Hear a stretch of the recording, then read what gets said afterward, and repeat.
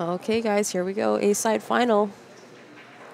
Jonathan Dela Cruz and our very own Ben Francis racing the 6. This is for the hot seat.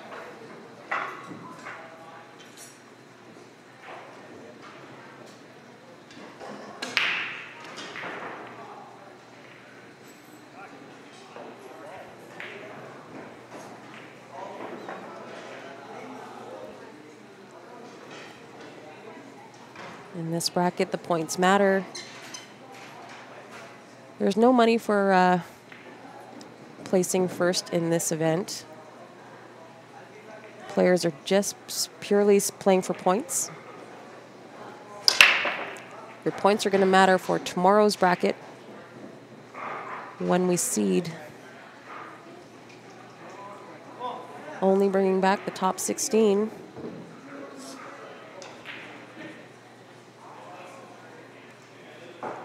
Jonathan opening up with a dry break. Ben likes the low ball, and I don't blame him. Rolled a little far on the 1. A little bit more angle than he had liked.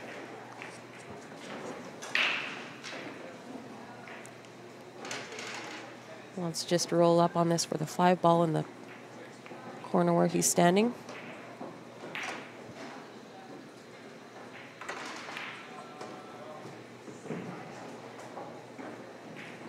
Five ball is a stopper.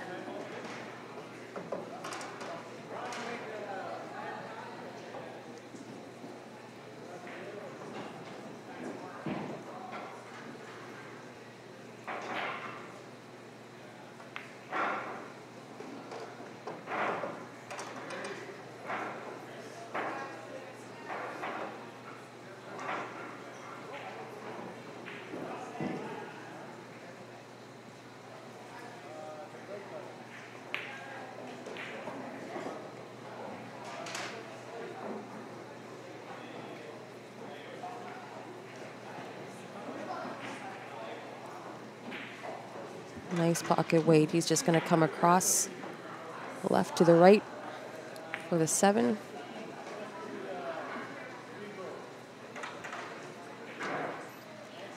Nice angle, just come around for the 8 on the right side.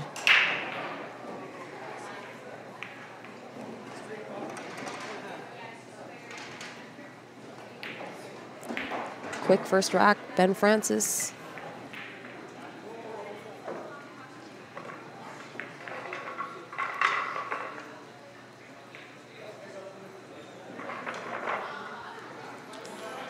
Eric, this is a 7-foot diamond table.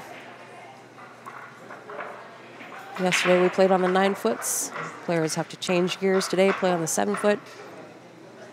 Back to the 9-foots tomorrow for the 10 ball.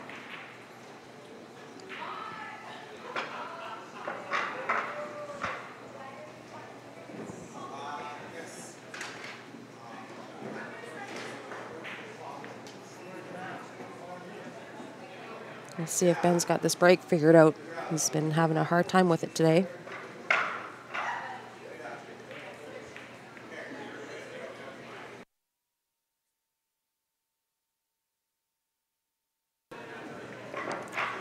Says that the spot's been a tough spot. Just getting that head ball to sit properly.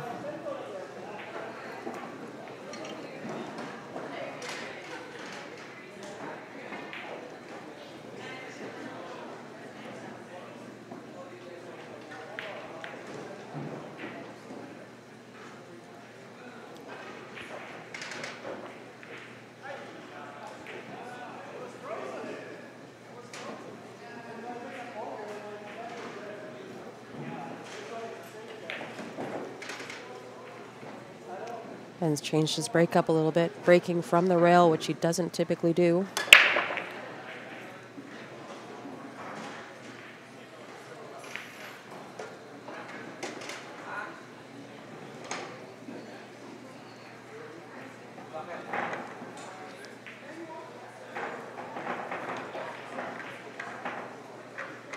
Taking note from Jason Klatt, who is breaking on this table. during our CSL Invitational last year. Ben was saying historically he just could never nail down the break on this particular table. But Klatt had it working for him last year, so he was taking notes.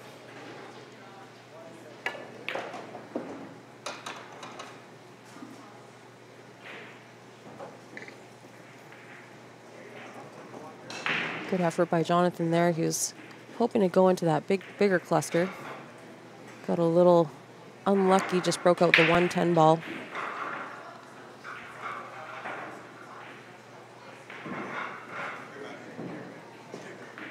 Didn't leave himself a whole lot of options here. I think he's got the 13 in the side.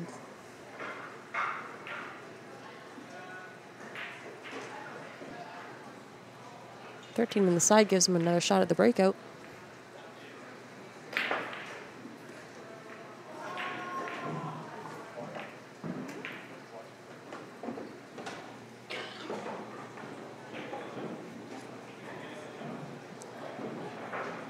Let's see what he actually did there. I don't know if he moved those balls or not. I don't think he did. Looks like the 9 ball is wired to go to the top left corner, which I didn't see. He's got a little bit of angle to maybe rub before open up the 10.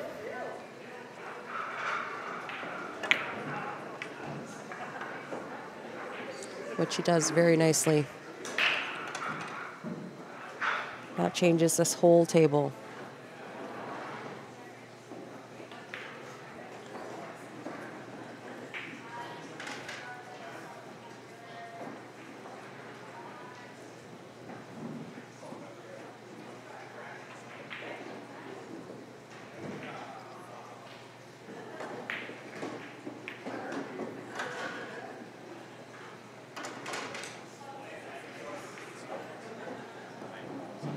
Puts himself in a good spot to take out this 15 first, open up the pocket for the 10.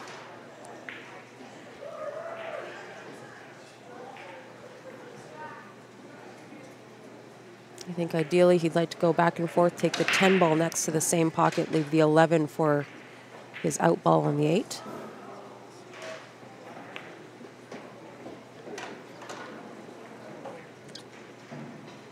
Cue ball didn't grab off the rail as much as he would have liked. I think he's going to be forced to go plan B here. Take the 11, 10, come around for the 8 ball.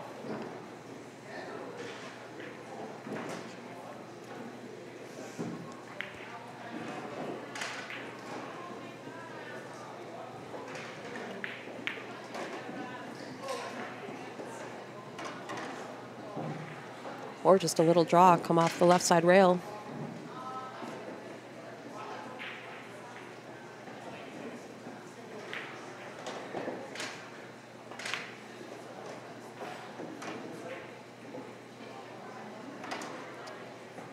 A little light on the weight, but this should still work.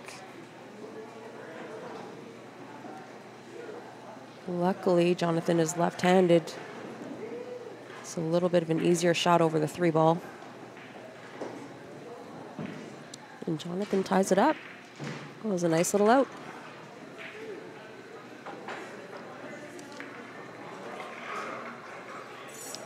Super big, you are correct. Stan had a terrible time breaking on this table too. Ultimately, I think it did cost him. Breaks are huge, especially at this caliber.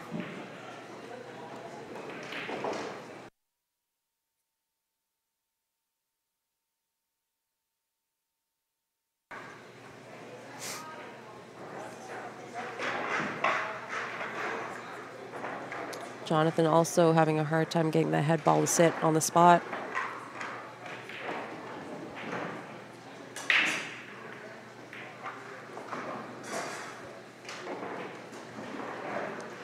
We are down to 6 into this tournament.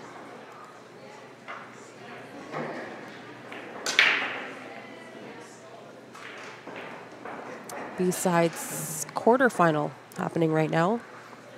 Vern Sylvester from Edmonton versus Larry Welper. Cass Burns and Kevin Osborne. Those matches are still in progress. Started just before this one, so they should finish approximately at the same time.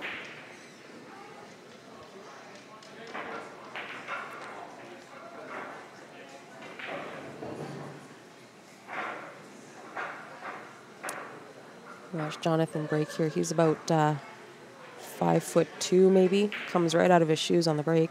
He's got a great break.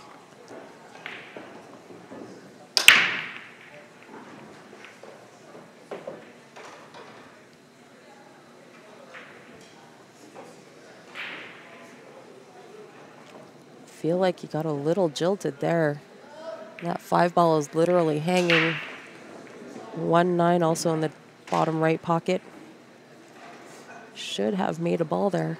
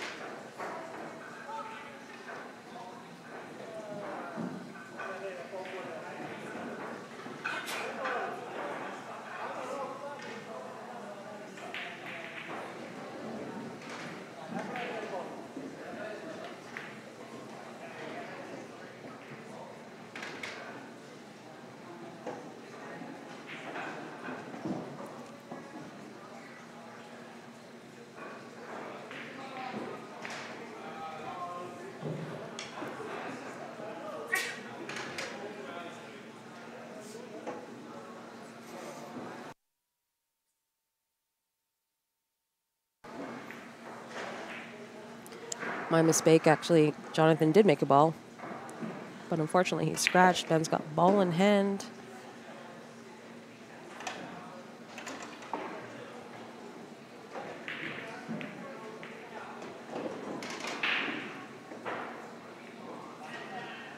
Works out the 15 nicely. That was his main trouble ball.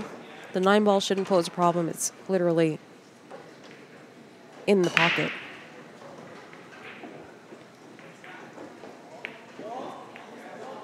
I think combination will do.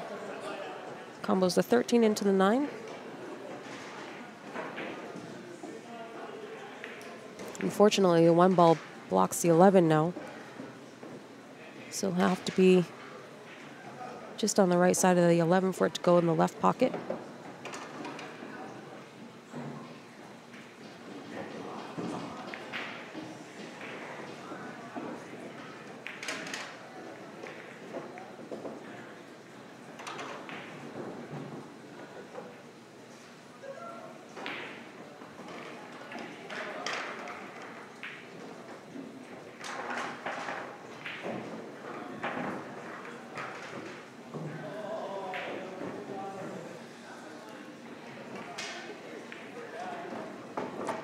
Finn back cut, forced to take that 14.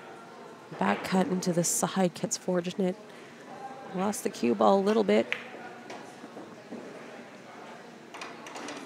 but recovers nicely. Ben shaking his head. He didn't.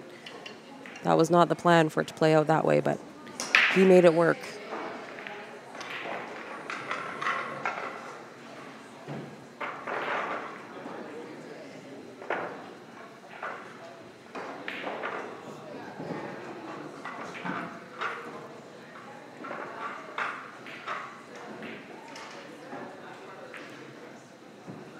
Rodney, the players that are left are these two players that we're watching here on the feature table.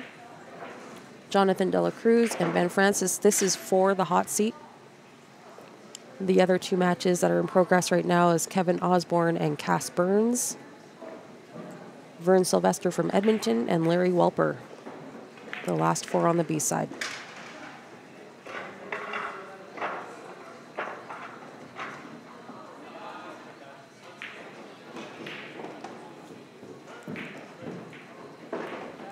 Give me 1 second here and I will post the bracket for you. It's a live challenge bracket. You can follow along if you'd like.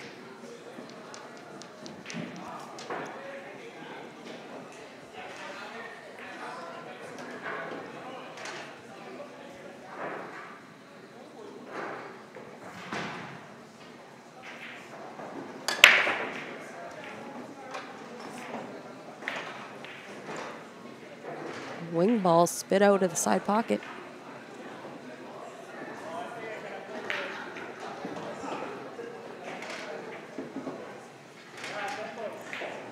And scratched, another scratch.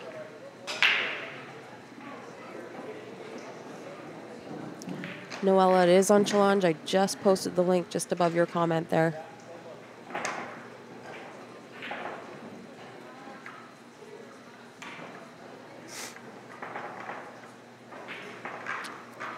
If you're just joining us, this is a 3-day event. We started out with 9-ball on the 9-foots yesterday. 8-ball on the bar box today. There is no prize money for yesterday and today. Depending on your finish in the bracket, players are accumulating points. We capped the event at 32 players, and we're going to take the top 16 accumulated points into the final day tomorrow. The amount of points that the player accumulates is going to depend on, or is going to decide your seed in tomorrow's bracket.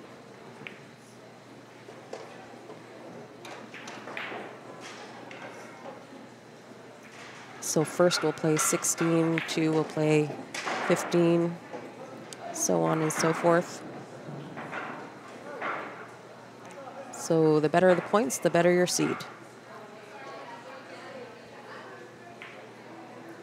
Everybody that makes it into the final day tomorrow is going to be in the money. So for this event here, we're actually paying out 50% of the field, which is unheard of. But it's just a little something for the players to make it into the last day.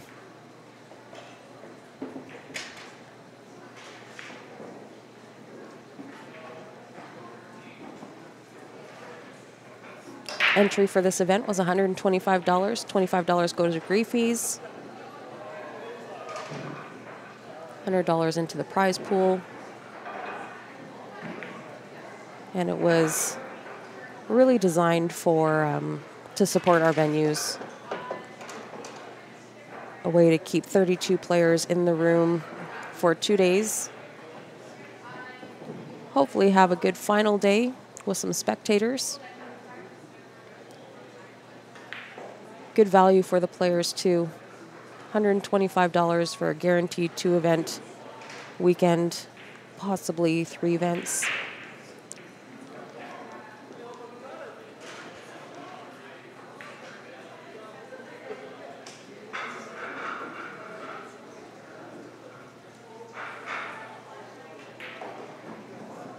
Just a reminder to you guys to, if you can, get out there and support your local pool halls, small businesses, any of them. Had a really tough year this year, so could really use your support.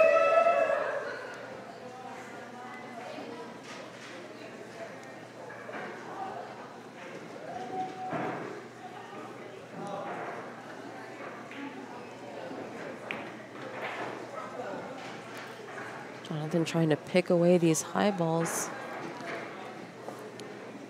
Unfortunately,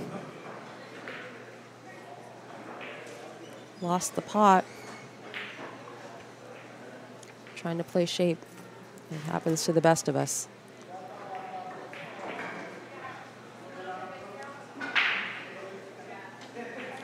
So fortunately for Ben here, the 1-ball plays into the right corner, which he is playing for right now.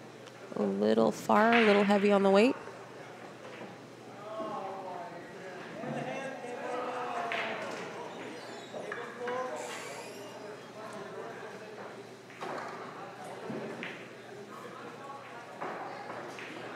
So he's going to take another run at it rather than going into the 8 now.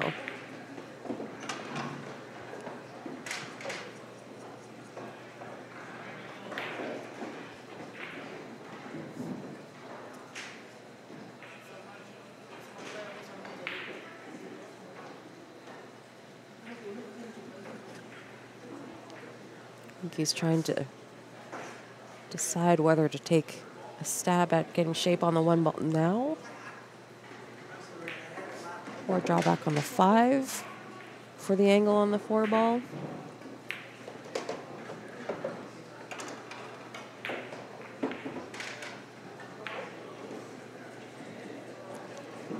He's shaking his head a little bit, getting a little bit out of shape.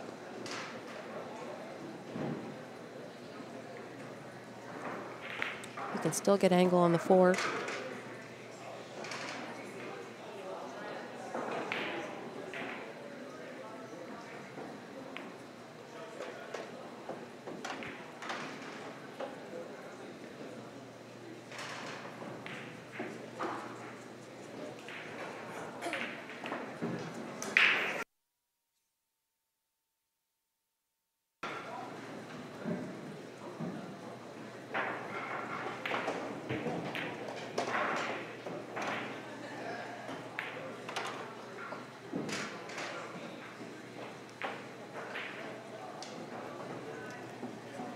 A little late on this weight too. He would have liked to have been a little bit straighter on the 1 to come to the top of the 6 ball. Take the 6.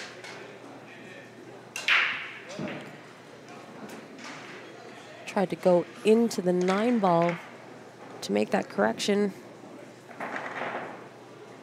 and lost the pot.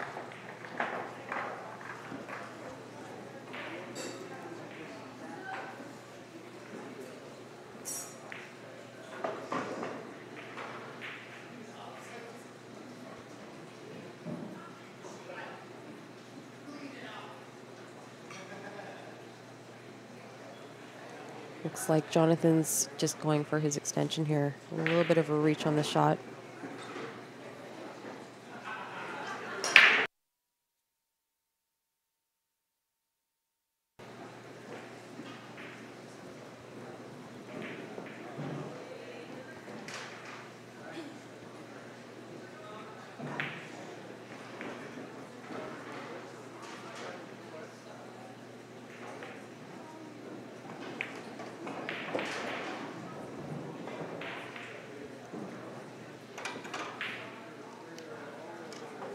That was done nicely. Just wanted to come and bump the 12 out.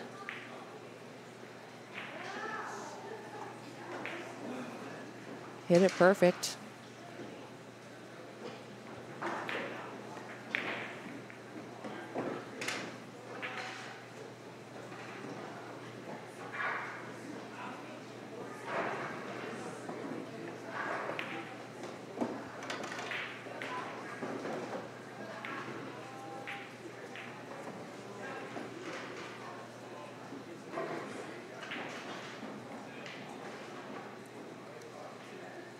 Let's use a little inside here to stay behind the 8 ball to bring it down table.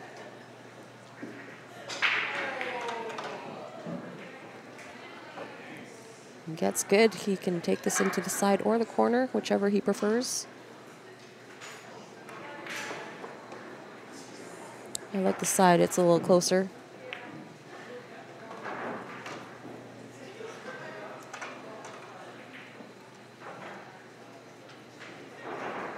Good opportunity for Jonathan there just to capitalize on Ben's mistake. Jonathan's been playing really well.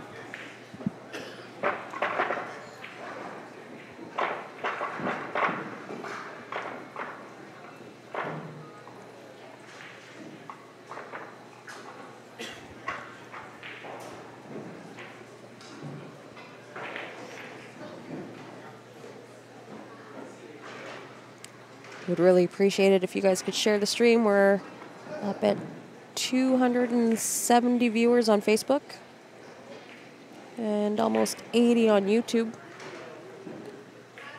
These guys play great.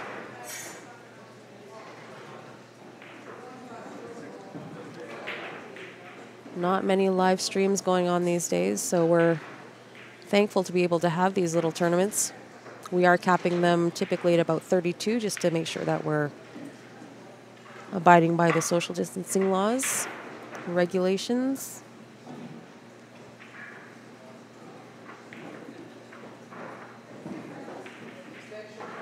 A lot of these guys gave up the weekend camping and fishing, golf games to be here with us this weekend, so we appreciate it.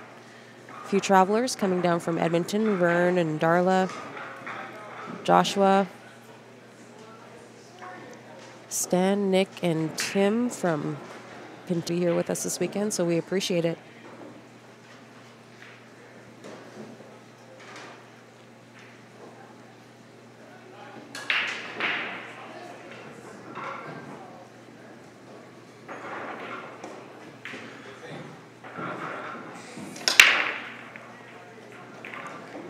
Jonathan makes the 13 and the 5, keeps the cue ball up this time. That was a great break. This is a nice table.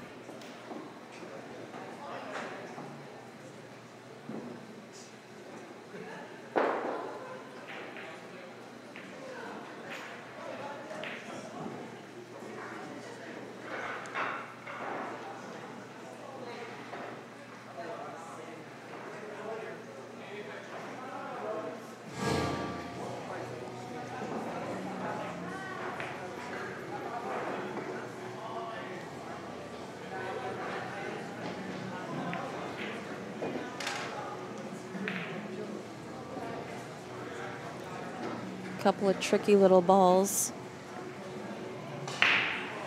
My eye, but it could play off the rail and off the 9.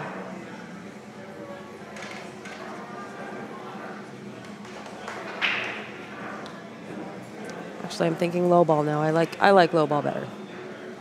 Now that I see that, 9 ball off the rail, off the 9. 1 ball will go into the bottom right pocket. 4 ball plays into the side nicely. Ball is the way to go. Jonathan's got a good look at this 4 ball now. Take it down to the top left.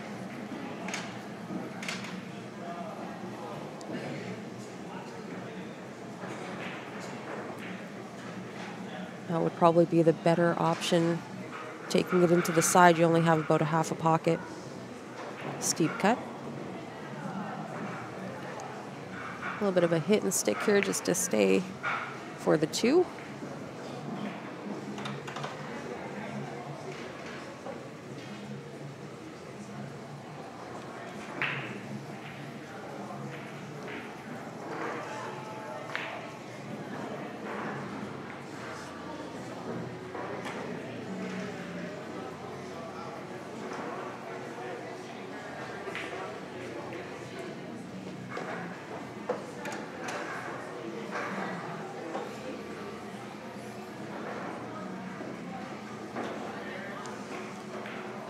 Jonathan's lined up and has a good look at this 6 ball right now. I would actually opt to take that shot first. I think originally he was planning to take the 7. But I like taking the 6 ball first here because if you can get the 6 ball, stay on that end for the 1 ball down table. The 7 ball you can kind of get from anywhere. It's your escape ball. Just roll this 6 ball in.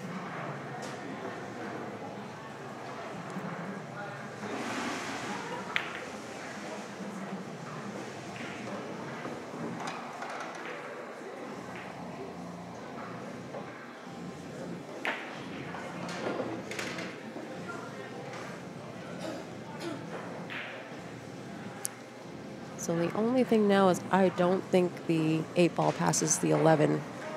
Not from where I'm sitting. It looks a little different on the screen. On the screen, it looks like the 8 ball might squeeze by, but I don't think it does. So he'll have to take the 8 ball into the side pocket, it looks like.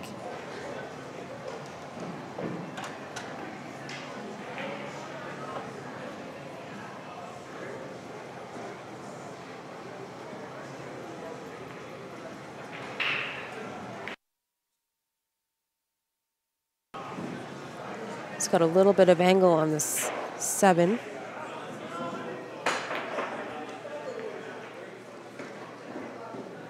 So possibly just put topspin on the 7, play off this bottom rail. Back down for the 8. No, he's putting draw on it. He's going to go draw it back.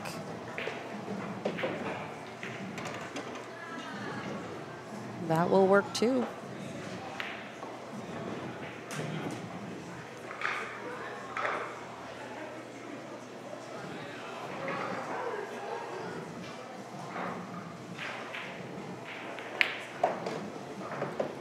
Lets the arm loose, fires the 8-ball in. Going to take his first lead in this match.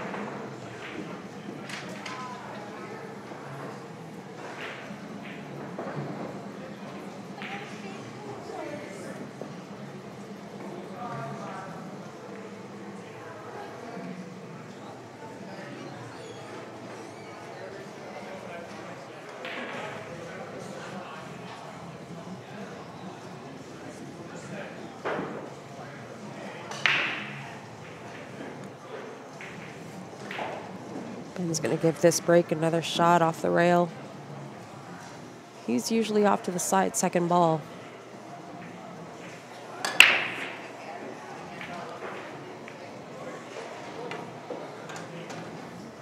Makes the 2-ball in the top, in the bottom right.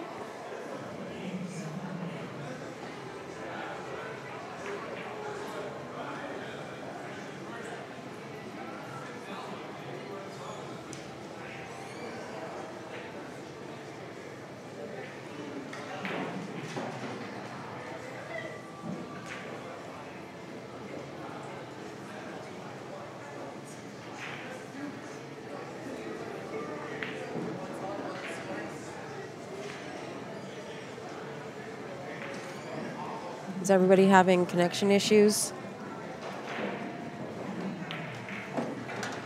Been having a few problems today, off and on. Thought we had it fixed. It is a rainy and gloomy day outside as well. Could be just reception.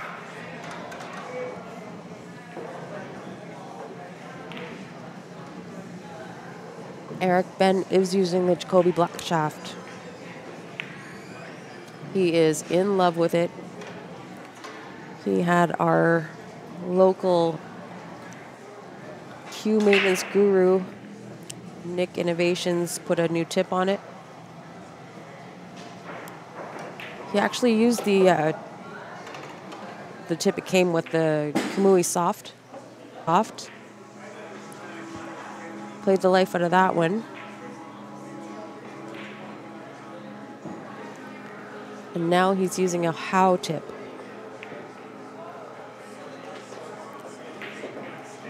The How Soft tip.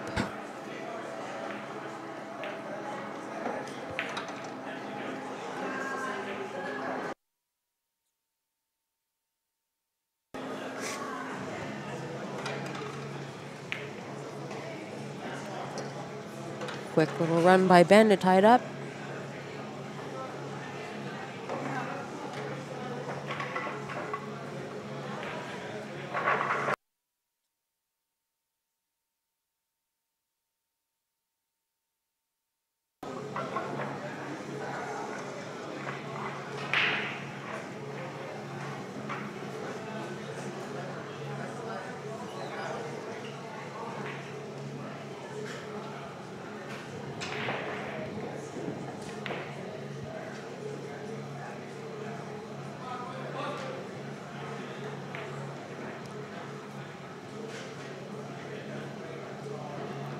Richard says the G2, the How, and the Zen are all rated at the top for carbon. Ben says his favorite out of all of them is the How. Highly recommended by Nick's Innovations, and Ben would have to agree.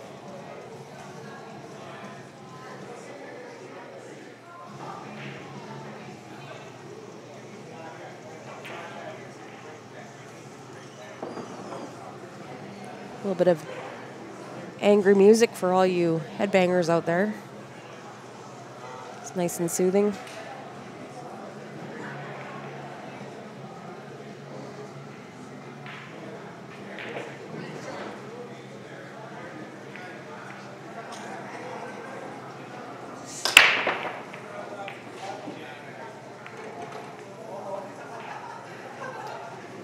Dry break for Jonathan.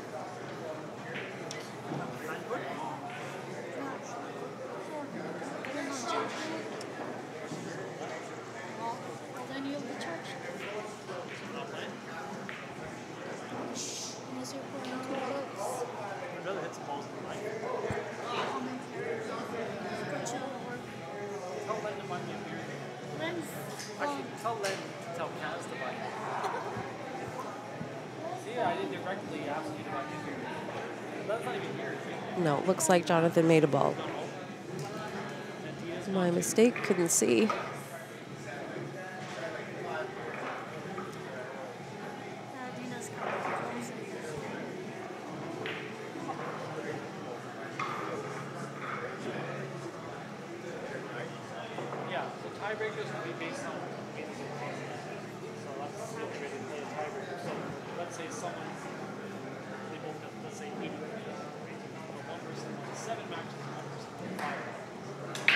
I think I like high ball here.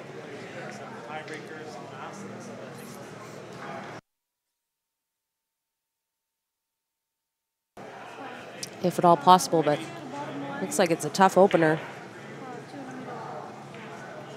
That's why Jonathan's taking so long. He would much rather have high ball. Two ball is in a kind of a funny spot. Five ball is going to be a little tricky to get on. It's the 7 ball down here on the bottom rail, just below the 14.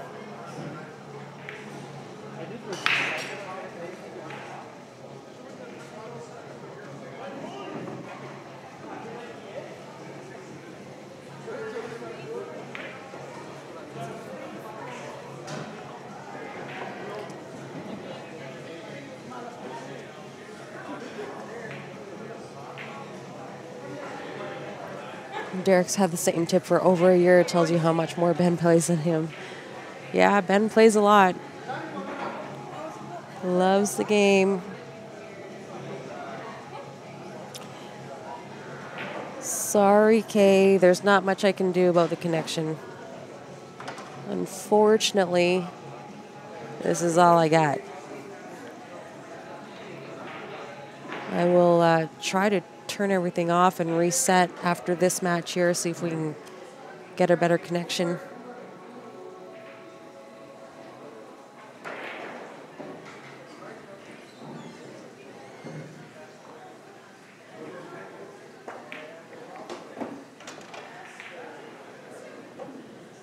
Nice little tick by Jonathan. Open up that 9 ball.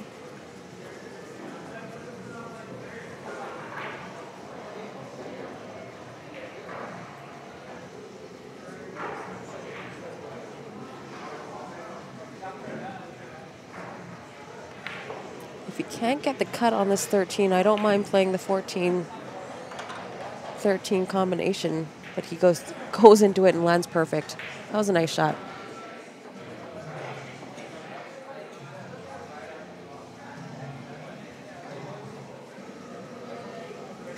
Derek, you should be here playing this event. Hey, how was work, buddy? Derek is local here in Calgary. Dealer at the casino, so he was out of work for a period of time. They just opened this weekend. Probably a bit of a different experience.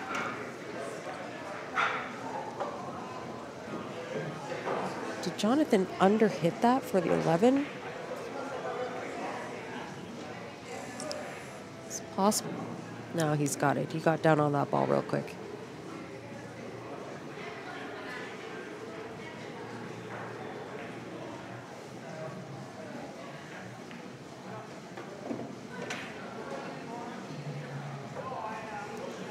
Looks like he's still able to make the cut.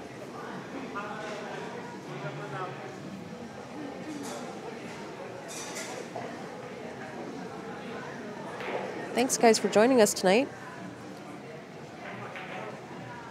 Tail end of the 8-ball event. This match here for the hot seat. Great cut by Jonathan. Taking the lead once again. We are down to the semi-final on the B side. Burns. Vern just beat out Larry Walper. Cass just beat out Kevin Osborne. All those players, though, I believe, have enough points to make it into the final day tomorrow. So we'll see them again.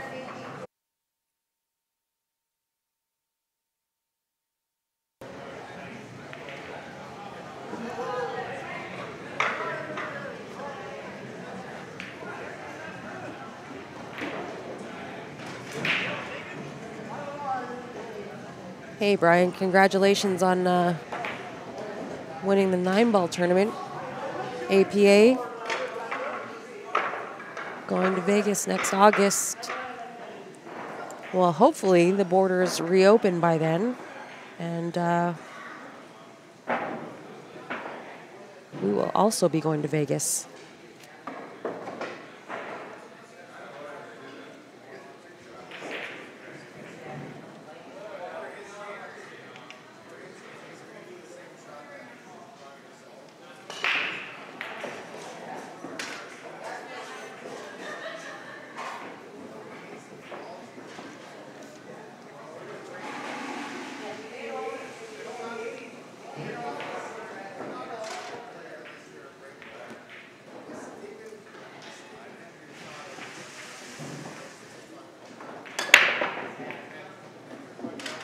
Big break by Ben. Makes 2 balls that I saw.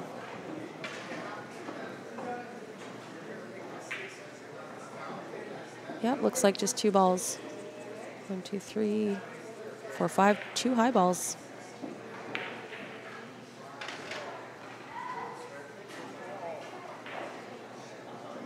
$13 and the 9 looks like.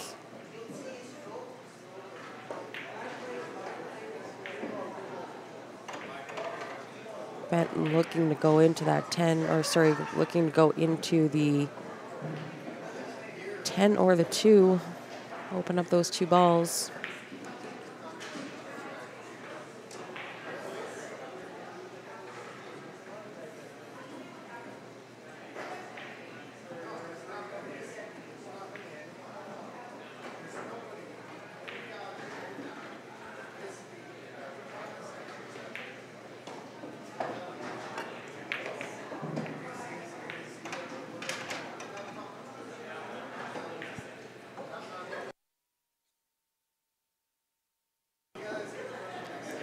Gets it on the second swing. Only has a 6-ball to shoot at.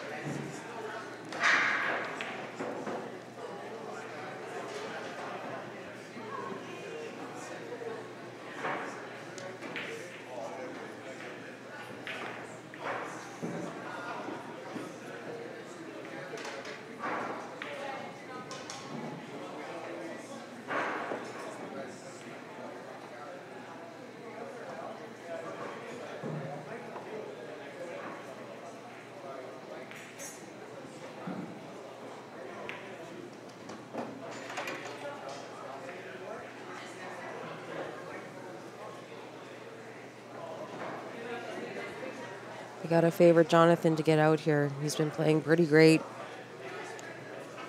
Even keel.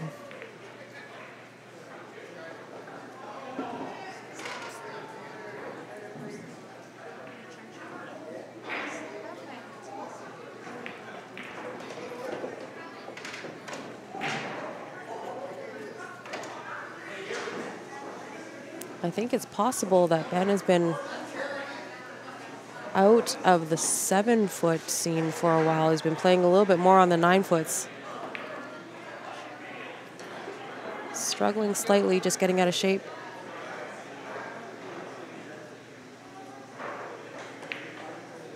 A few more plan Bs than Jonathan.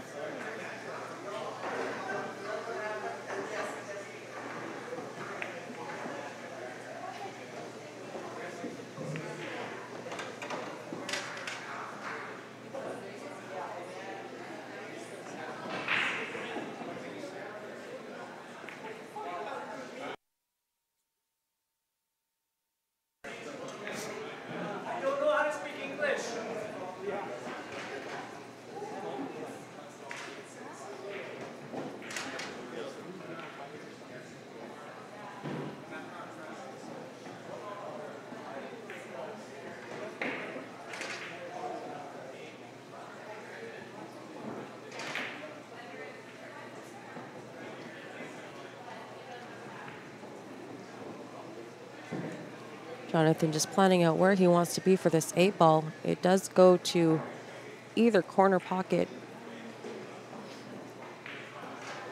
If he can't get close to the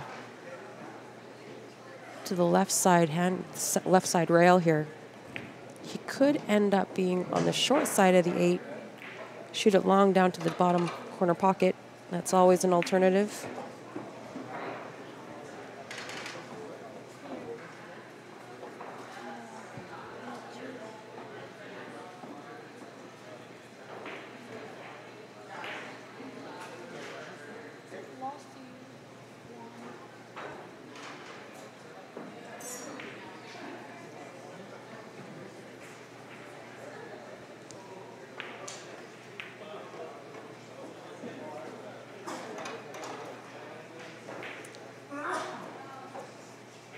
Got fortunate there.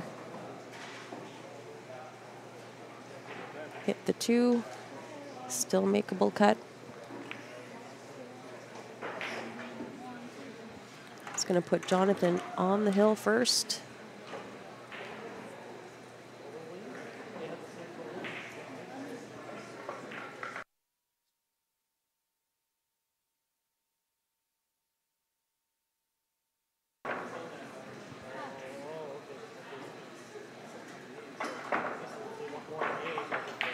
Thank you guys for joining us over the weekend.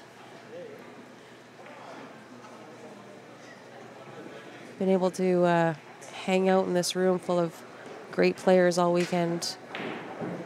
Support our local venue, watch some great pool, hang out with you guys. It's been great. Great way to end the summer.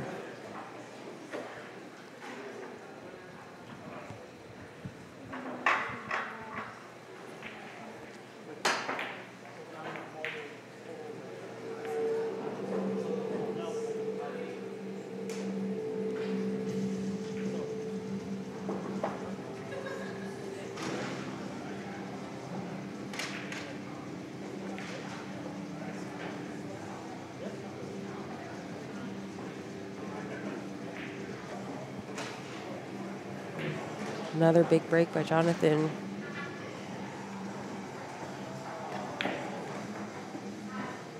Looks like he made just one ball. One ball off the break.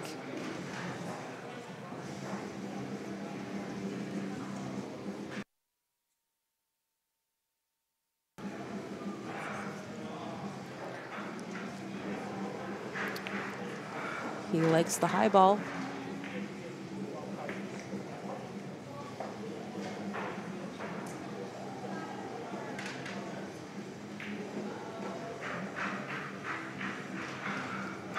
Pick off this 9-ball, open up the pocket for the 12. Or alternatively, take the 12 to the top right corner.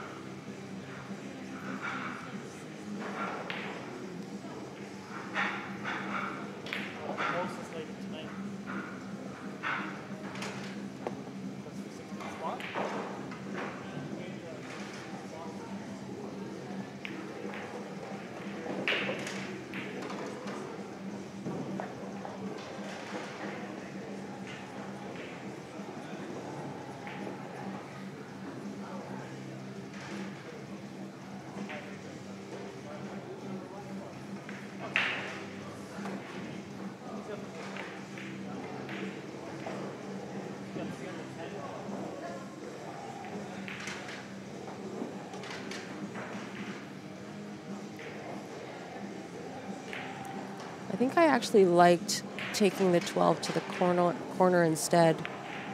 Just ends up a little bit straighter on the 11, which leads nicely to make the 13. Player preference.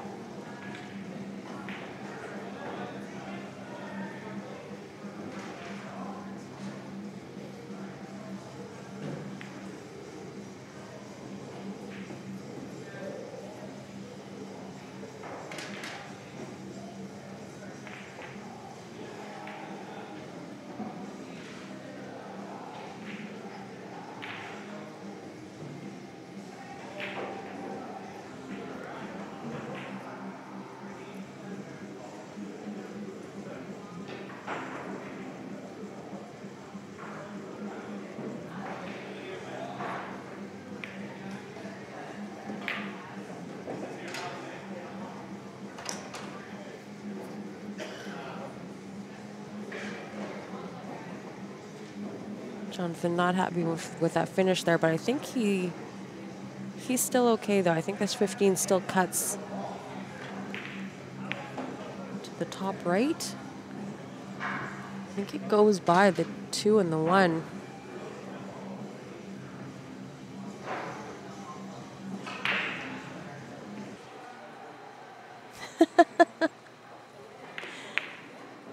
Good job, Larry.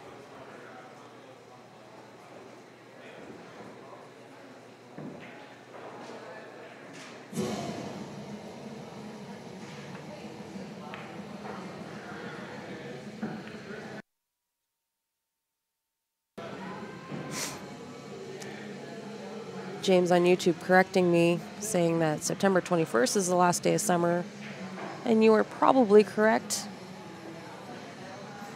However, I classify it as finishing summer because kids go back to school next week for us.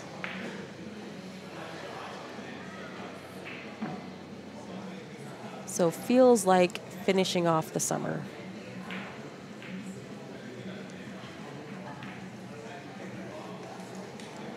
Jonathan able to recover nicely.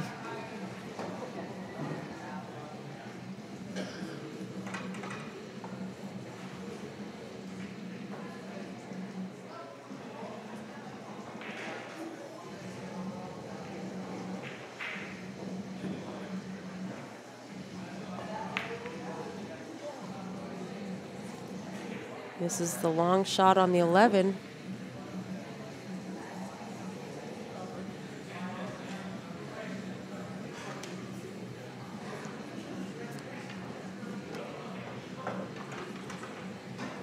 Diamond tables sometimes are not very forgiving. A little bit of a poke at the ball. Spit it out.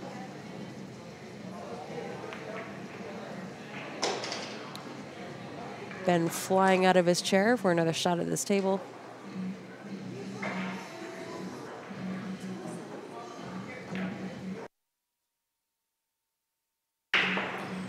Makes it look super easy breezy. There's no traffic on the table.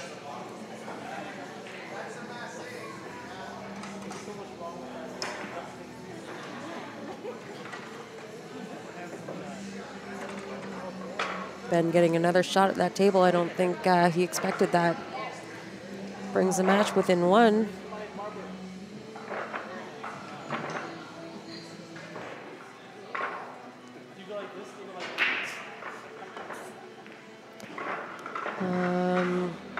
Richie, this is not the last match of the night. This is for the hot seat. So this is the A-side final.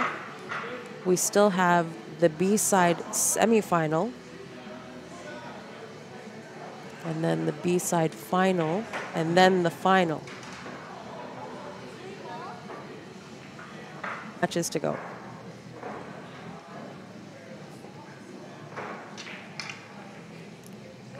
And it is just an extended race for the final.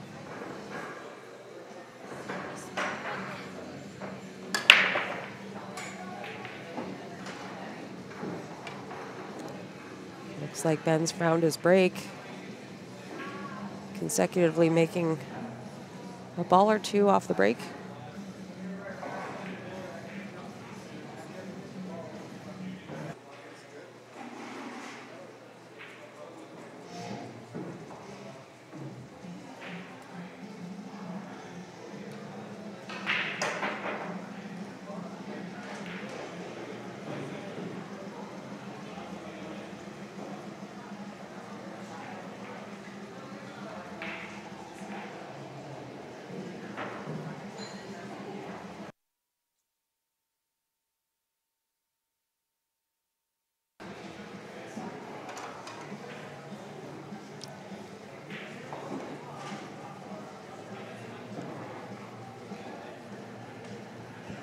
Nice opener by Ben there. Nailing the 7, getting the breakout. Letting loose a little bit, it looks like, in his stroke. It's kind of free rolling here. Ben has enough points to make it into the top 16 for tomorrow. He's just looking for better points to advance his seeding.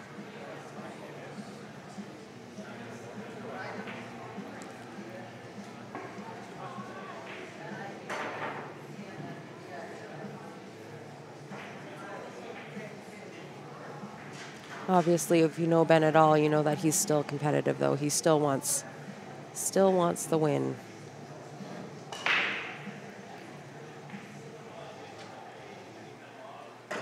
But really, all these players that are left have nothing to lose. They've already advanced into tomorrow's bracket.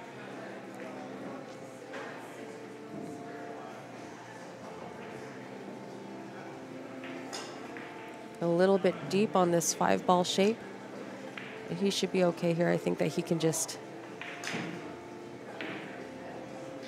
roll into the 14. Doesn't use it as a stopper. Oh, hit the window. I don't even know how he gets through there.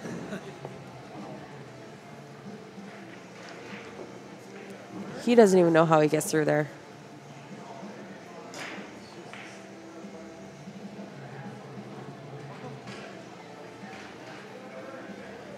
Unbelievable. He can't believe it.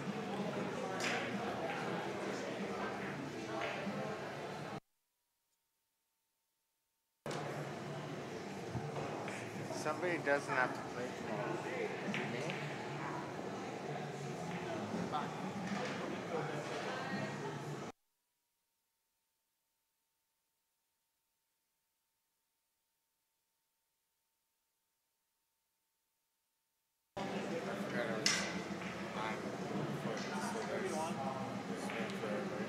I missed what happened there. Oh, he tried to kick at it. Good attempt. Made contact, didn't give up ball in hand.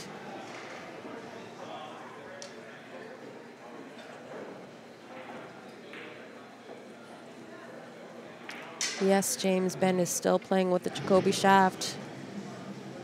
The Jacoby Black. Also playing with the How Soft tip. Just had that recently put on, and he says it's his favorite thus far. Really like the Kamui soft it came with. Like the G2 soft that he upgraded to. But the How tips came highly recommended by Nick's Innovation, our local pool maintenance guru guy. And he says Nick wasn't wrong. It's probably his favorite thus far.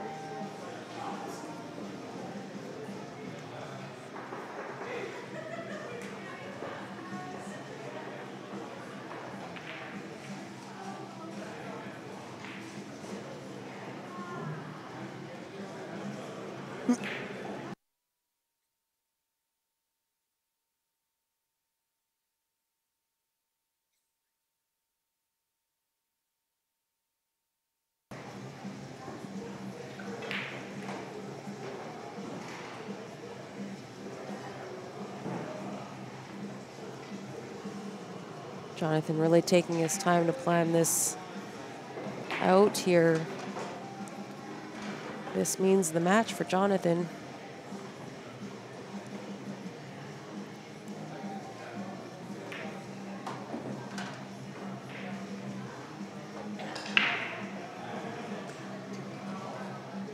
That could have been a costly mistake there. He got fortunate that he still has a shot on this 12 ball. A few more inches, he would have been locked up on the backside of it.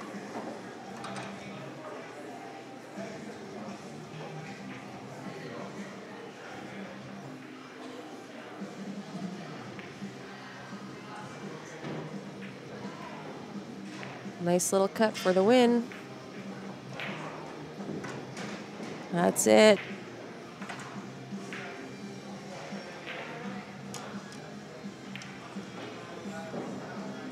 Okay, so that means Jonathan is going to win the hot seat. Good news, bad news. Ben loses, but he only goes to the B side. He gets another swing at it.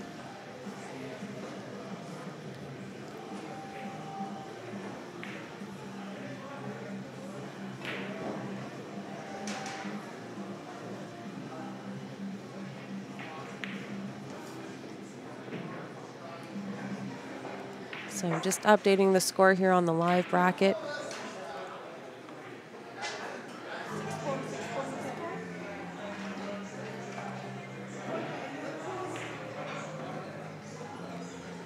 He will be awaiting the winner of Vern and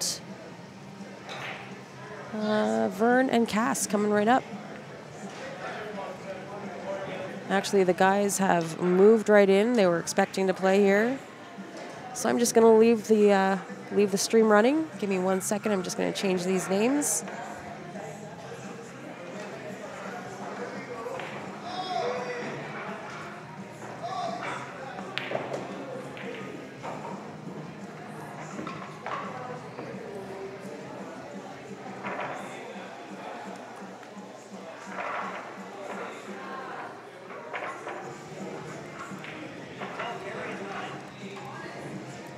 B-side match. We're racing to 5 now.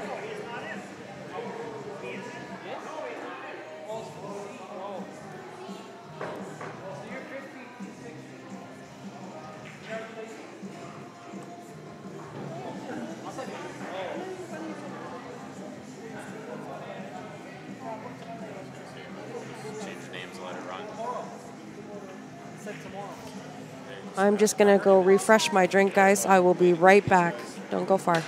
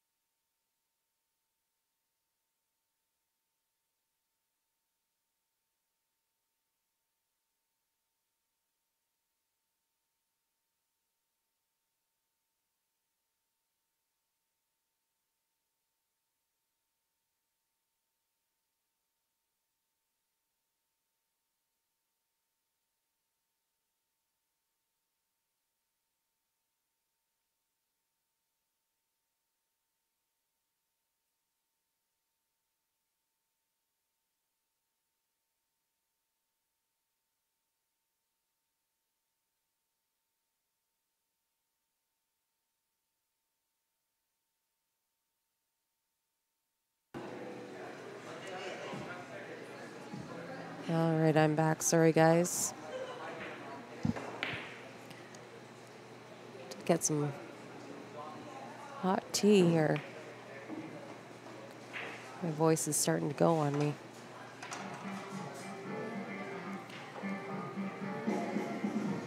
Cass playing some really great shape. Up a quick 3-1 over Vern.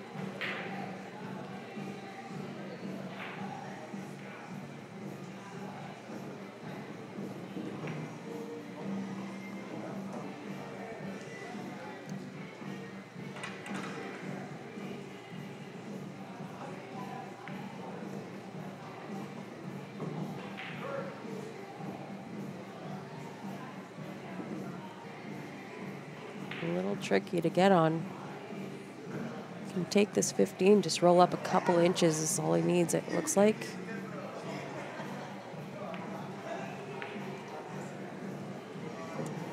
Looks like he got right where he wanted.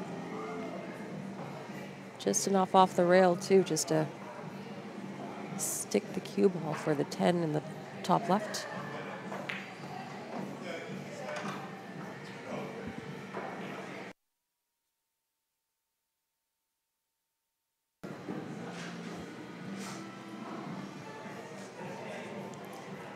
We are in Calgary, Alberta, Canada. Playing out of the leather pocket here. This was a triple event weekend. We capped the event at 32 players. We played 9-ball on the 9-foots yesterday, 8-ball on the 7-foots today. Depending on the players' finishes over those two events, they accumulated points. And we're going to take the top 16 into the third event tomorrow. 10-ball on the 9-foots. And everybody that makes it into tomorrow is going to cash. Paying 50% of the field.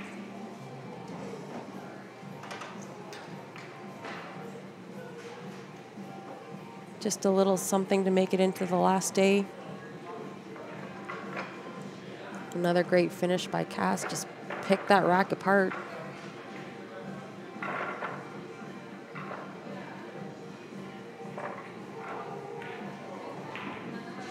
Vern's gonna rack and break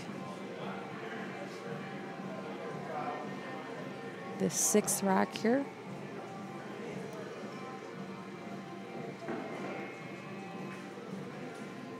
Could really use a break and run here.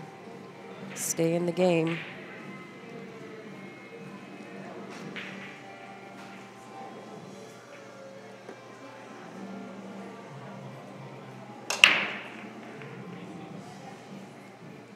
Just points on the line here. The better your points, the better your seed in tomorrow's bracket.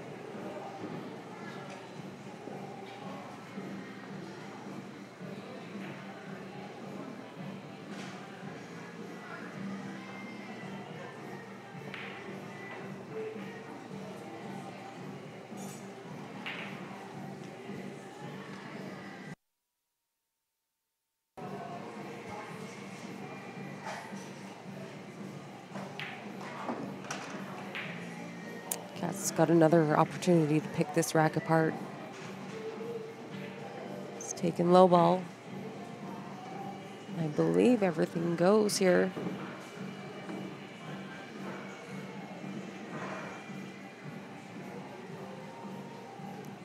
Nothing that he really has to work out or open up.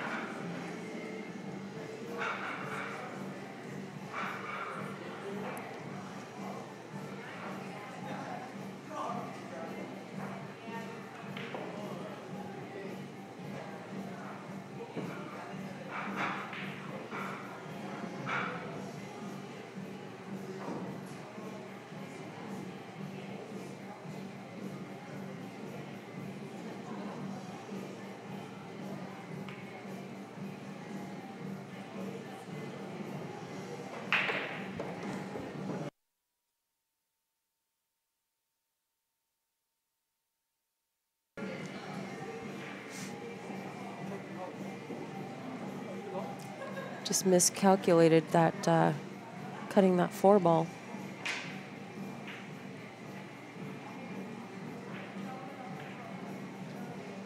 Slightly undercut it. Vern's a pretty quick shooter here. Let's see if he can make this happen.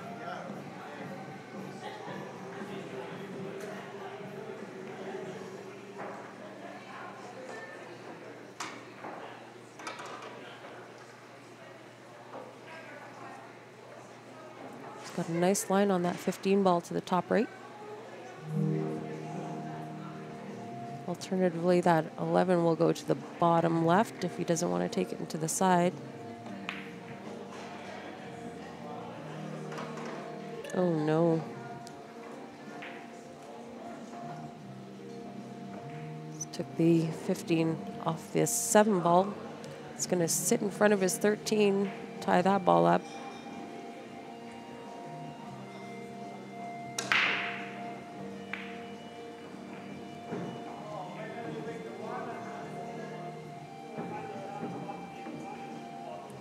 Does he have the angle to go into it now? Just missed it.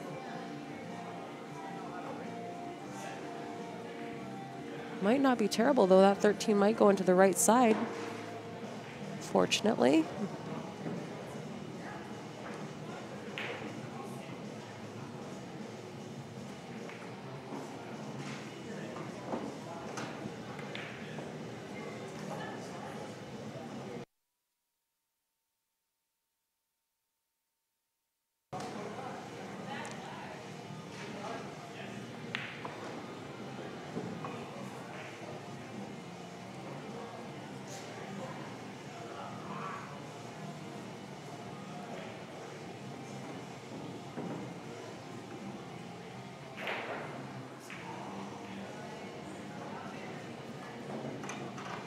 Nice little tick on that 12 ball to the side. He's got a good shot on this 11, but it's going to be tricky to get on this 14 ball.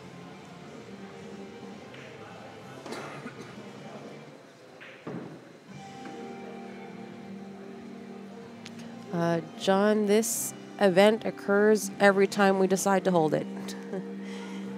I was saying earlier that this event was kind of designed just to support our local pool hall. Obviously, these smaller businesses, pool halls, family-run businesses, mom and pop shops have had kind of a tough go at it this year. So being the last long weekend before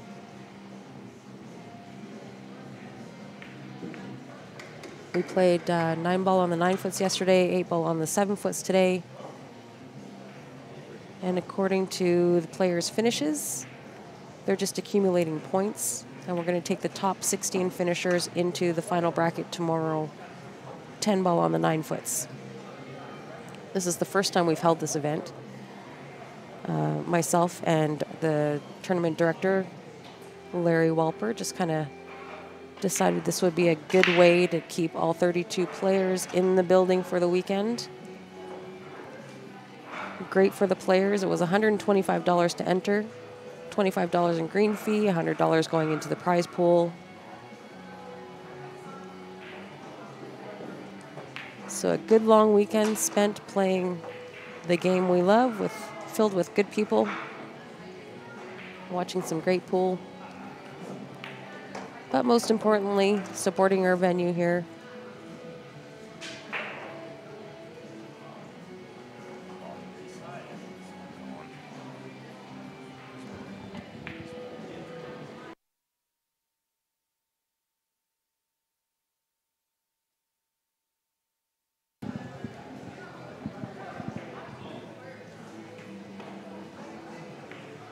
That is the match for Cass Burns.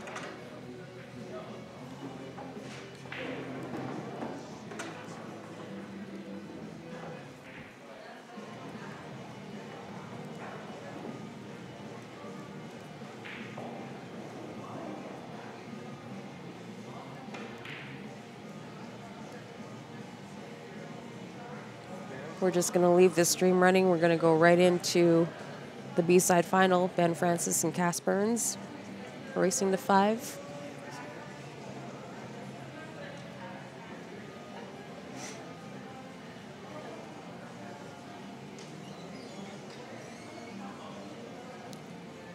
Players are getting a little tired. It's been a long day. Just want to keep going.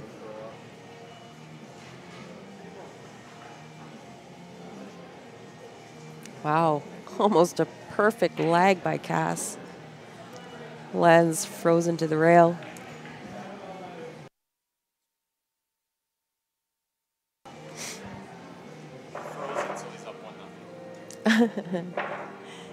Ben says it was frozen, so he's up 1-0. He gets a game for that? But yeah, that's like I said, we just threw this together. This is the first time we've had this event, and it seems like it was very well received by the players. Good value, $125, guaranteed 2 days of pool, maybe 3. So I have a feeling we'll be running it again. Make any tweaks that we need to make. Not too many though. It seems to be running fairly good.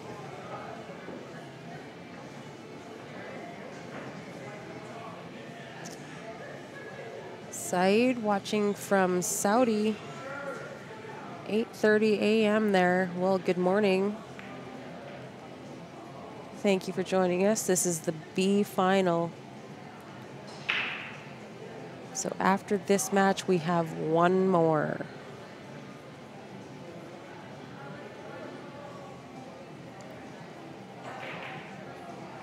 Just the final. It's going to be an extended race.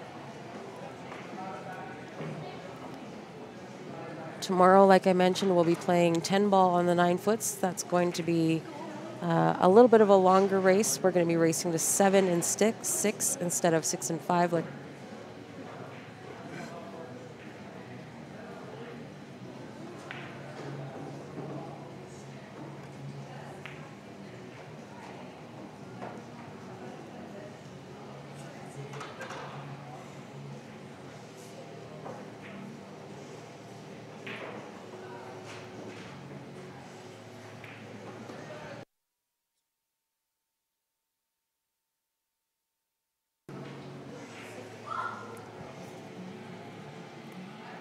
Looks like Cass was just taking a look to see if that 12 ball passed the 2.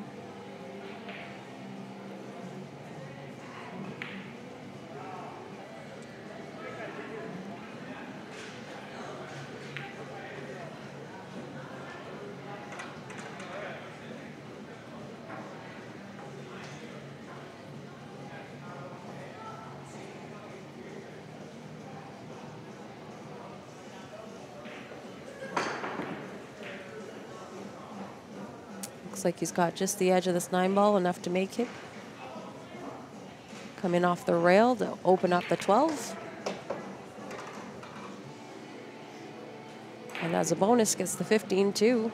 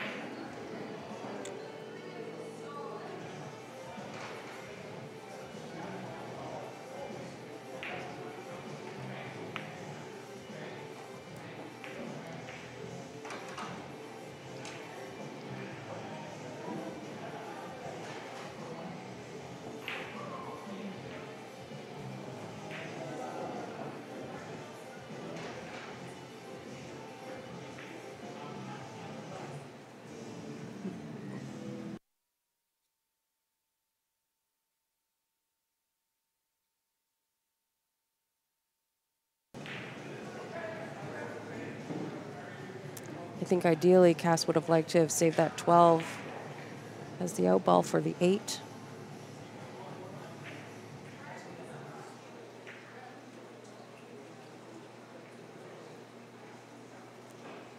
Looks like he's going to have to change his plan here slightly.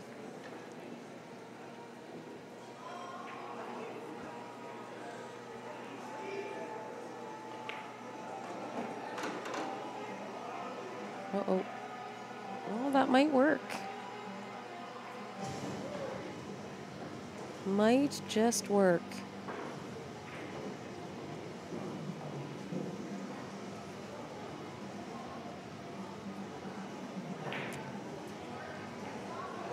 Trevor, the hot seat was earned by Jonathan Dela Cruz. Played some pretty great pool today.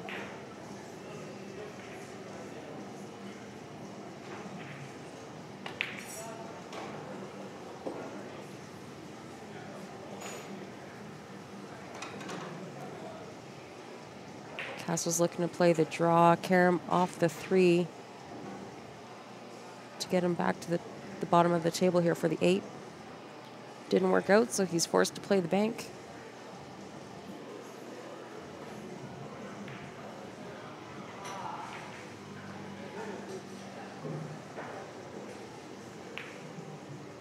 Hits it perfect. Oh, nearly perfect.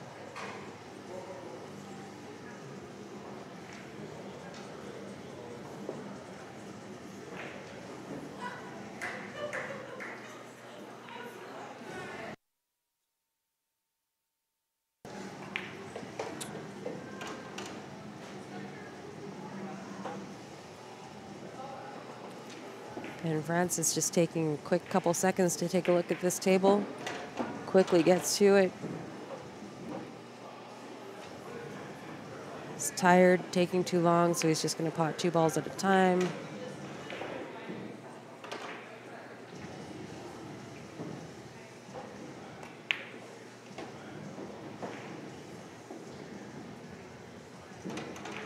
And what looked like a really nice out for Cass is going to go to Ben first.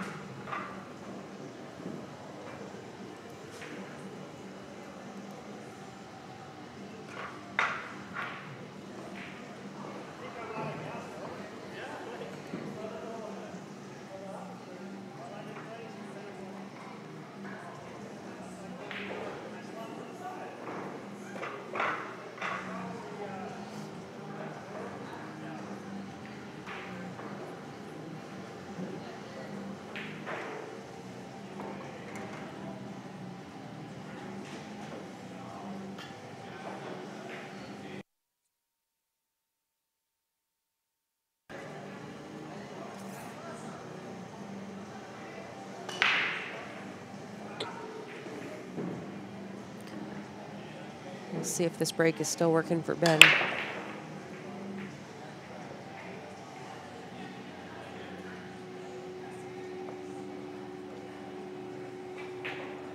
Did not see anything drop. Cass at the table.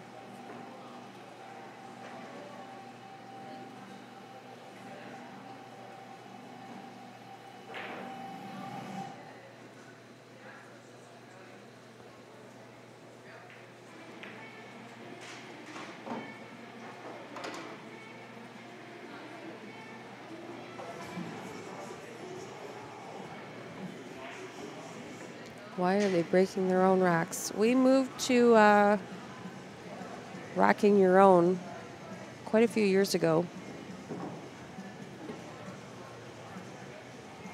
Find that that's pretty typical these days. You rack your own breaks.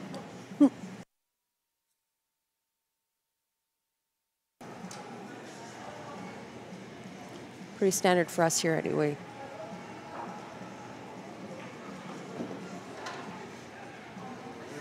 Uh-oh, uh-oh.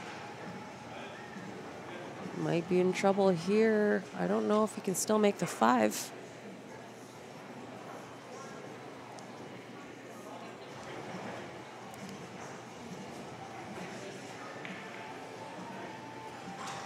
Luckily, he got down on that ball pretty quick. I guess he can. That could have been much, much worse.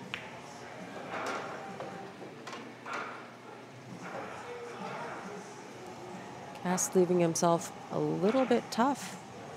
Up and over this 9 ball. It's a good thing Cass is nice and tall. But when you leave yourself over a ball like that, it always makes it a little bit tougher.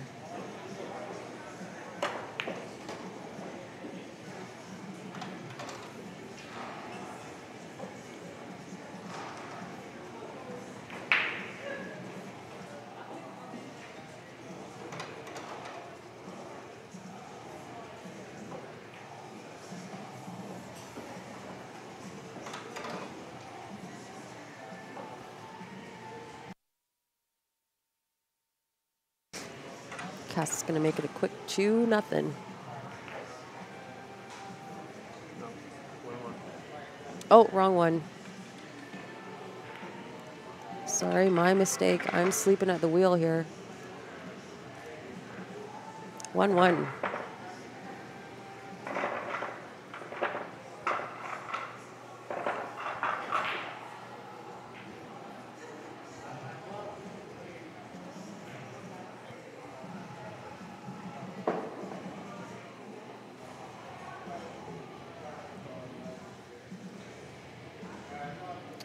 Robert, no Steven. Steven actually just pre-COVID moved back to BC with his family.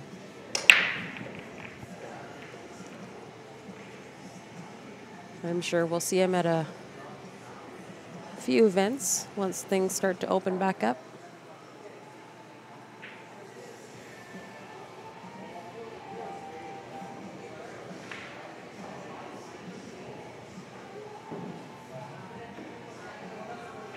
Eight ball gets spotted.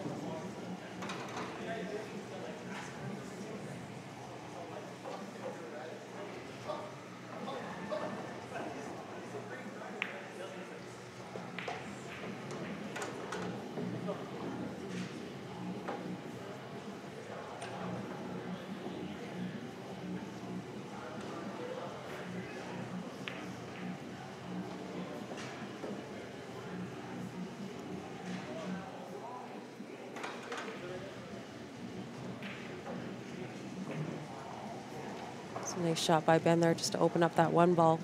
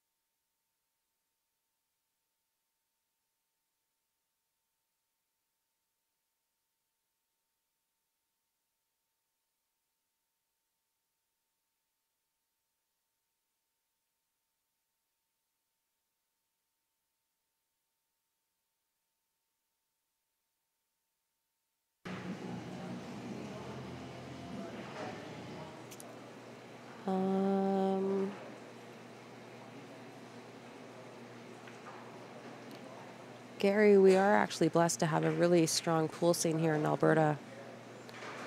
Alberta and BC. Lots of great shooters.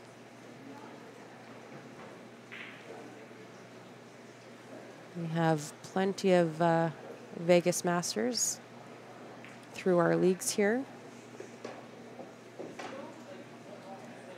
These guys will travel to tournaments. They like to gamble. So if anybody's interested, get in touch with us. We can make something happen, I'm sure.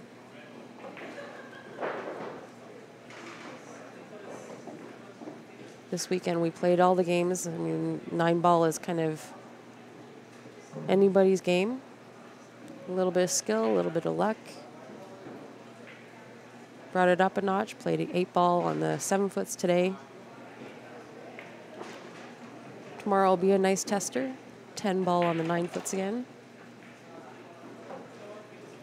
So you'll see all 3 games this weekend. Top 16 shooters going into tomorrow.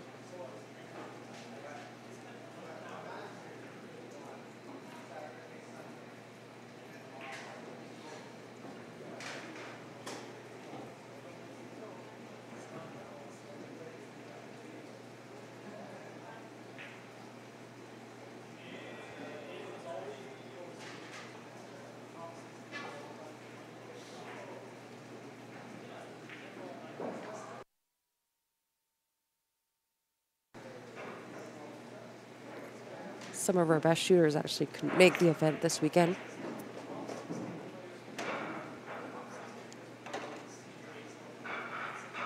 But nonetheless, we had really strong fields in all these events. Uh-oh.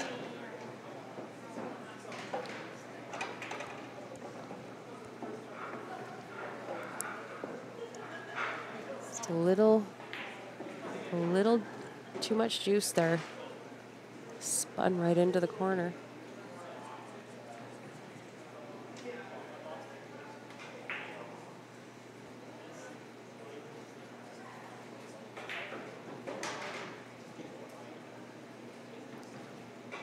Tried to head down there to open up those balls.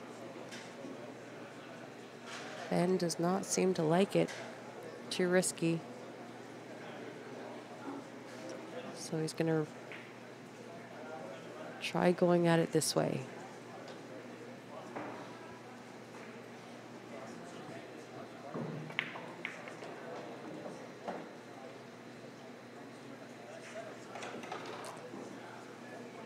Nice play. Lands in a good spot.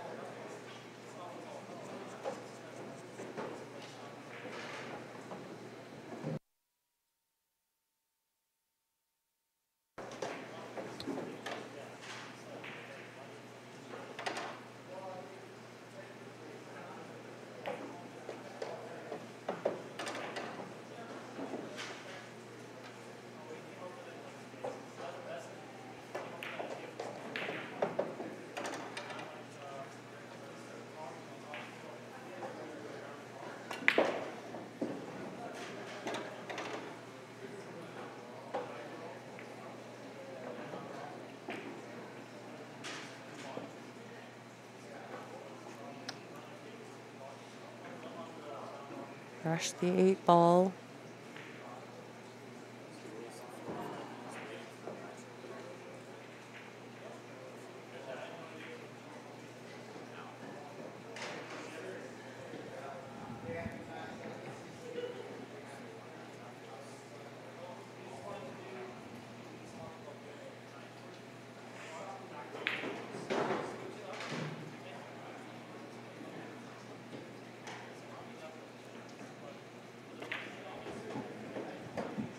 That was a bit of a gift from Ben.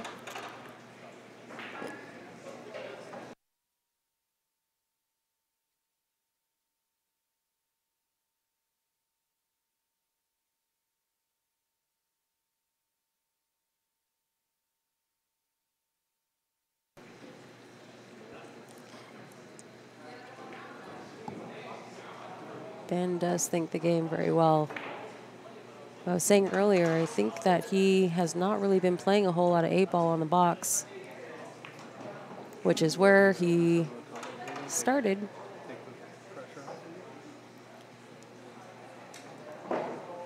But I think he's been playing a lot more 9-foot games lately.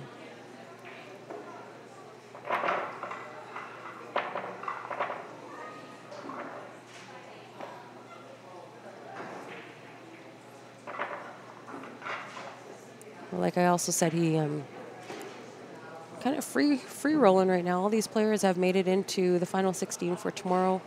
They're just accumulating more points the higher they go in the in their standings.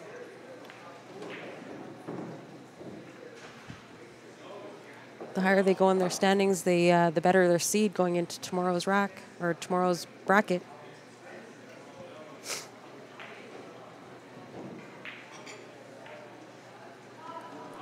We've got our friend Jordan Katz joining us here for a little bit of commentary. Hi everyone, how you doing tonight? Just watching the last few racks of this B final. This table has been breaking super tough tonight. That's the second dry break in a row from Cass. Yeah, and these guys are so great that just little mistakes is all it needs to turn a match on its heels. At this caliber, I think the break will kill you sometimes. We've seen that happen to Stan earlier. Stan just couldn't get the break to work for him.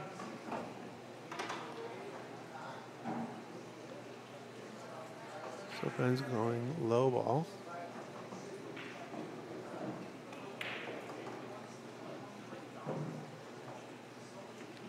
Looks like everything goes. Everything goes. It's probably the best of both suits. Yeah. The 6-ball might be a tough angle. You might be running into traffic off after you shoot it, but other than that, it's all there.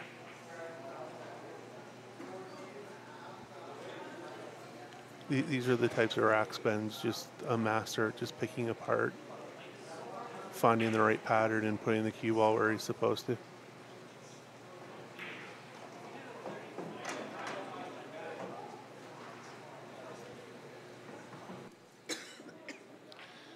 Tried to develop the 6 there a little bit.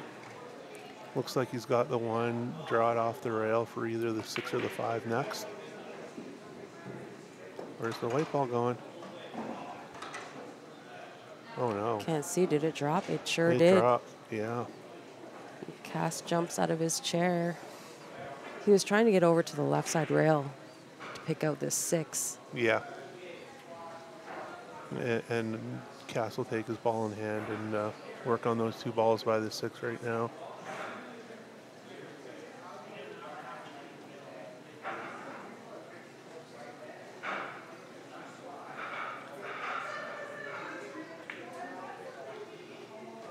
And then it's only a question of getting a good angle to attack the 15 and the 12, and Cass is out.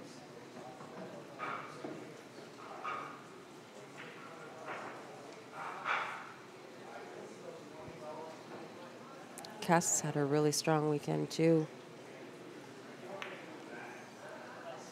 He's just a great player. It's just, yeah, he's naturally talented. He sees the tables really well. Looks at the patterns well. Really good cue ball control too. Yeah, I also think he knows his game and knows what he can do and knows what he can't do, and he plays within himself all the time. It's just a pleasure to watch.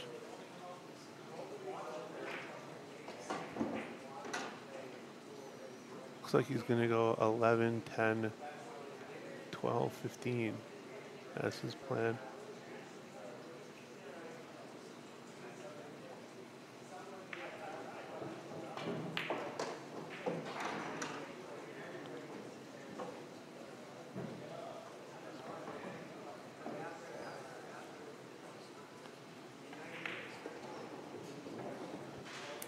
I think he's got just enough angle on this 10 just come off this left side rail.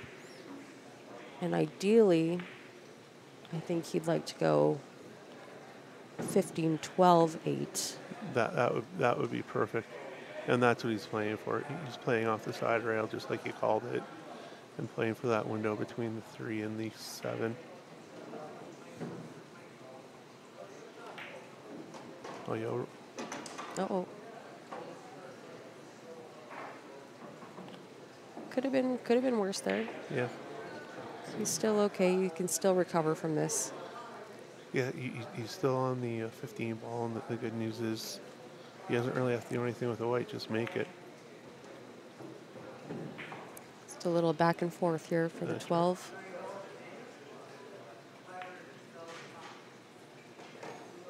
Perfect. Yeah, good recovery. And just a slight angle to make sure that he pops off that rail.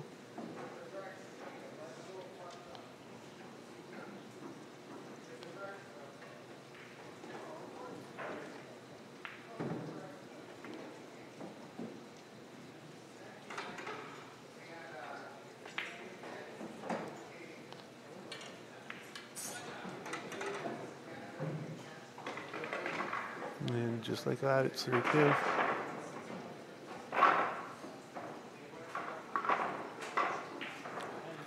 It's amazing how often those little mistakes come back and person grabs the game after as well.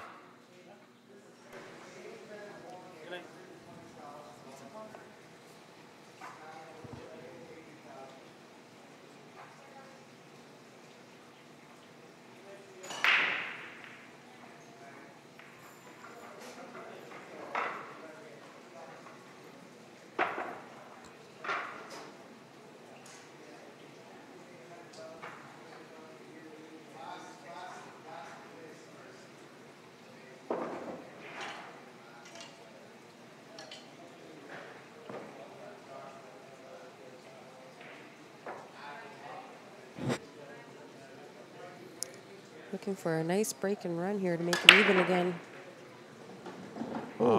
Two balls went right in the sides.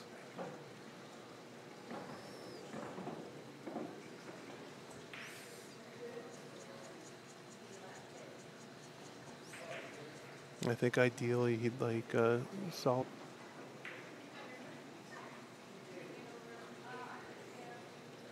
Yeah, I don't think that he has a clean shot here other than the 7. That top left corner seems to be the most congested, so if you can open that up, should be laughing here. Yeah. And I think ideally he'd want to save that 7 to shoot last ball before the 8.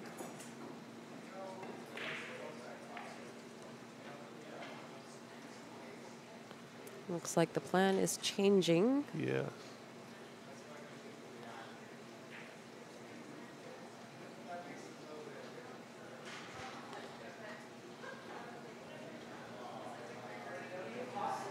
He does have the 2, but he might be running into the 11 ball if he shoots that. It's a bit of a steep bat cut on that 2. You lose the cue ball if you take that shot.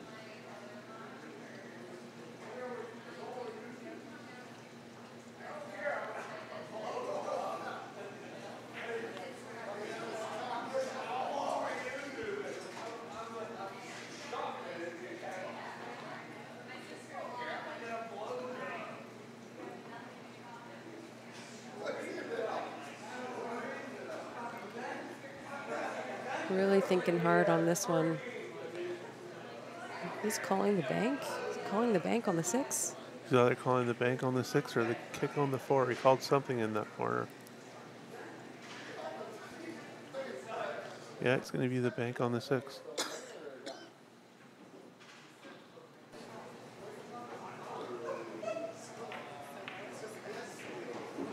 Great shot. Oh, it's a really good shot. Great shot. But is he going to be able to hold the cue ball after this 2 for the 4? I'm not the 2 and come up table, kind of right where he's looking so that he can get back for the 4.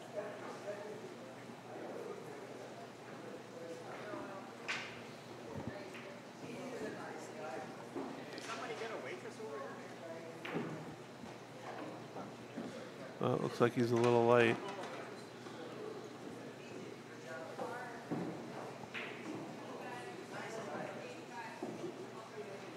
He's going to have to go around the world here. Miss the 13 ball. Go off 3 rails. Miss the 10 ball.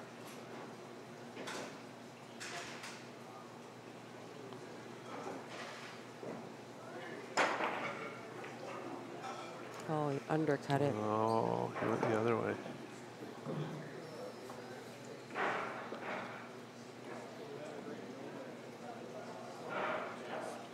His consolation prize is the 7 block, the 11, and the 13. So Cass has a fair bit of work to do.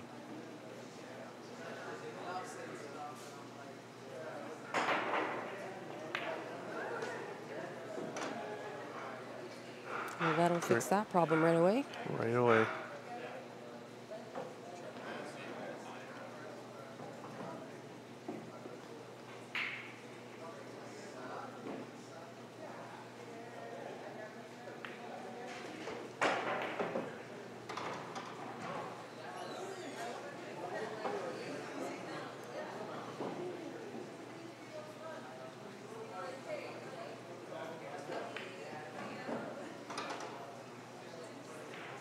Oh, Oh.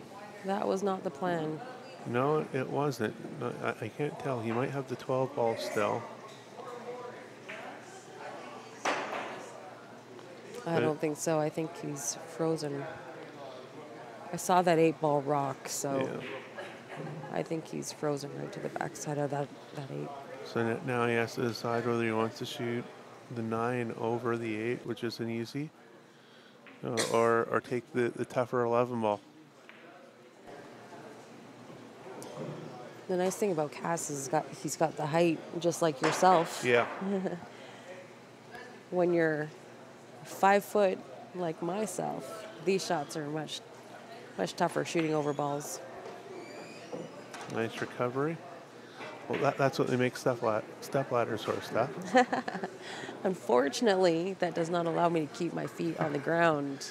Oh, details. I know, right? Small technicality.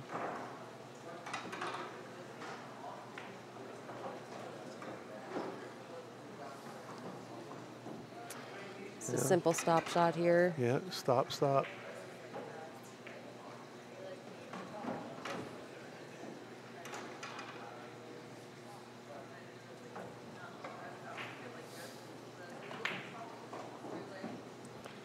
And just like that, Cass is on the hill. But in these real short sets, Cass is still under a ton of pressure.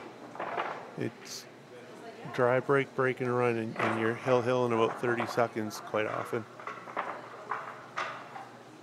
Sometimes the hardest game is getting out on that last one. Absolutely.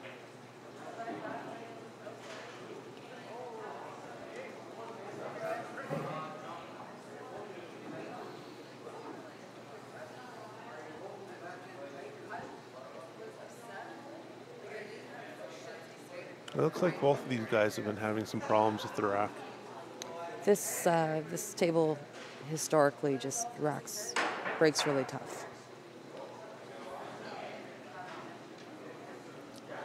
It's been breaking tough for everybody all night.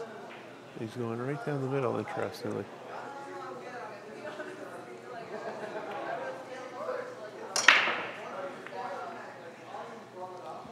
Oh, he got unlucky there. That side pocket just spit it out. Yeah.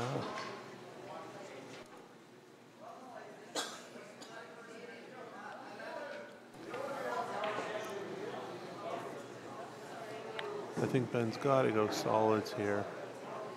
And the only complicating factor is the Wall ball. oh, he might be in trouble. Yeah, he's just slightly off on his shape tonight. Yeah. So it looks like he's going to shoot at the 4 and carom it into the 6.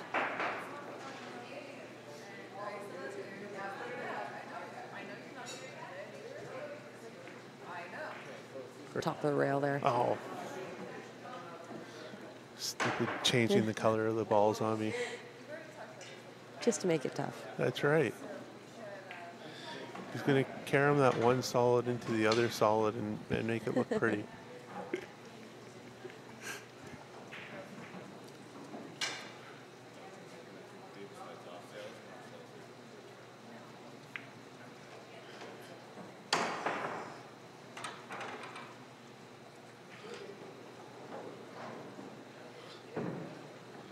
A little bit of moving the white ball, but that shouldn't be a big problem for Ben. I think he might try and get above the one ball here. Yeah, just like that. A little bit of right hand stuff, get the white between the 9 and the 4. That's perfect. And then I just draw it back to the center of the table. Oh.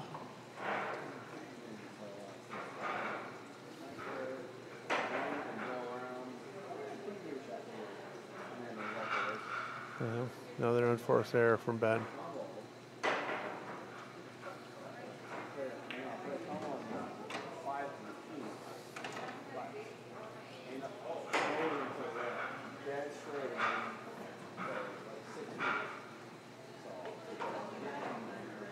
And I expect that Cass will put it away from here.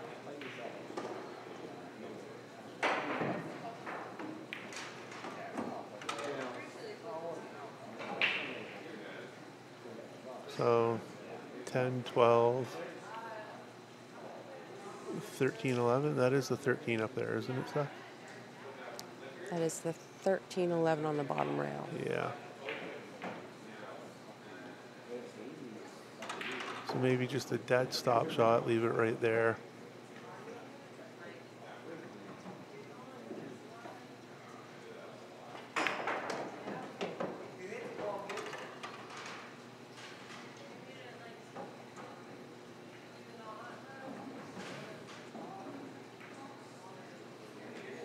Ooh. That one wiped its seat before it dropped.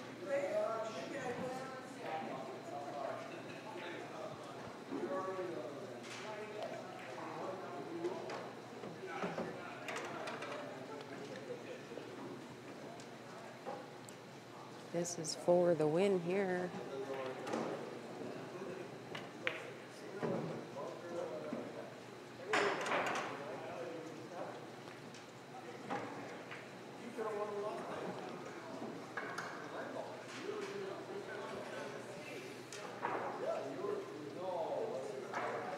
Cass just taking an extra second on this 8 ball to put this And away. there he goes.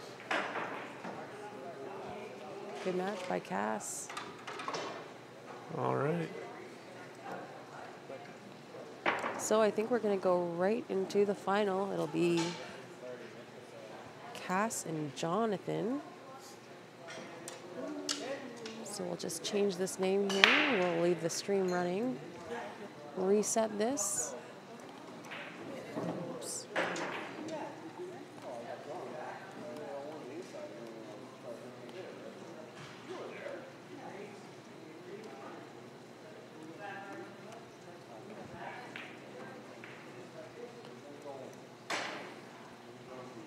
And this is just an extended race, so let me just confirm that.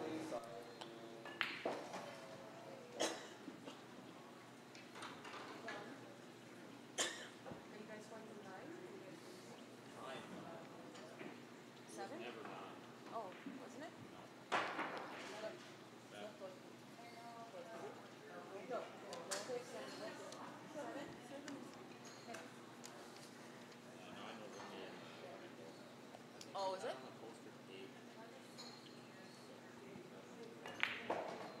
Let's just make it 7. So 1 race to 7.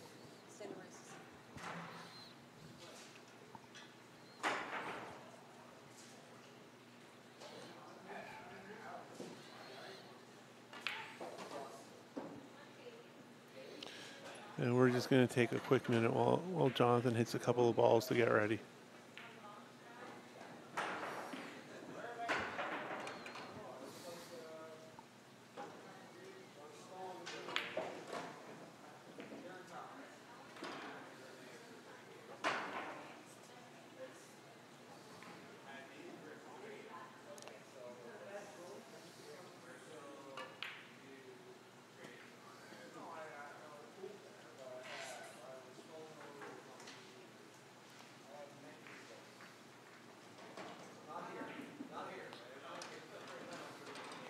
And here we go.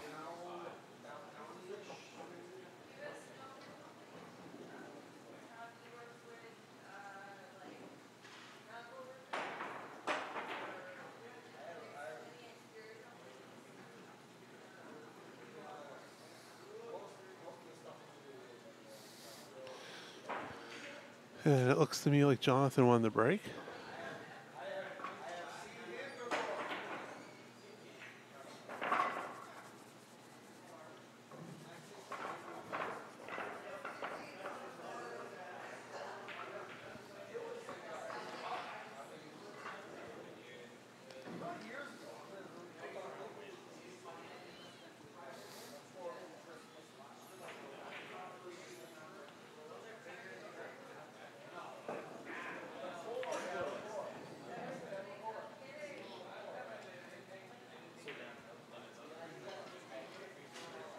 And here we go.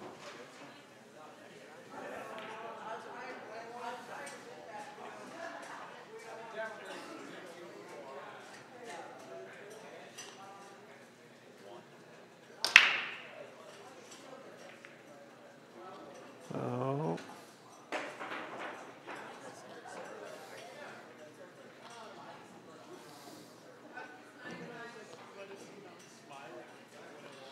Looks like he made a stripe.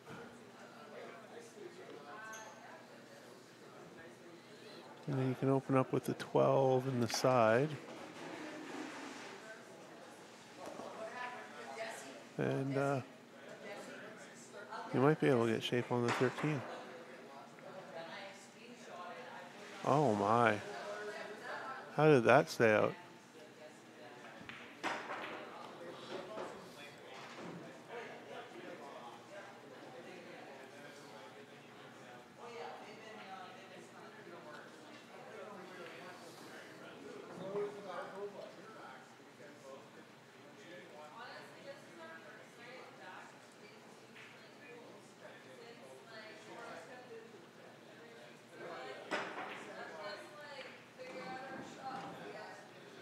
And Cass is going to take those high balls. I think he's eyeing up the 13 right now. Follow that through. Maybe get on the side rail, try and get rid of the 10 ball next.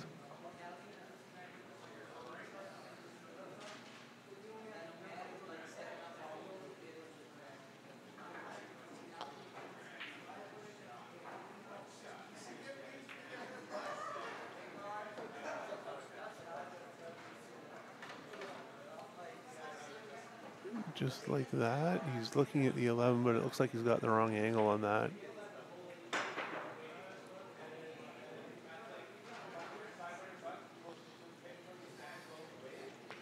And now he's eyeing up the 10.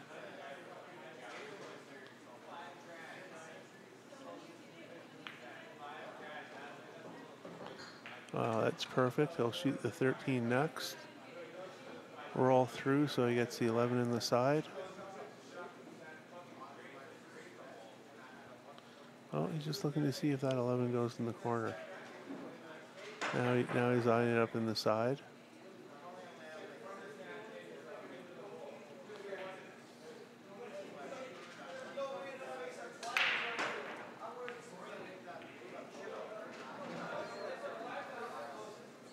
And just about perfect, just roll through.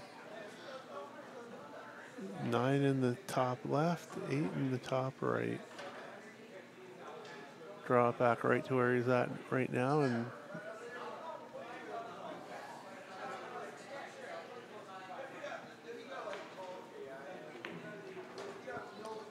just like that, it's 1-0 Cass.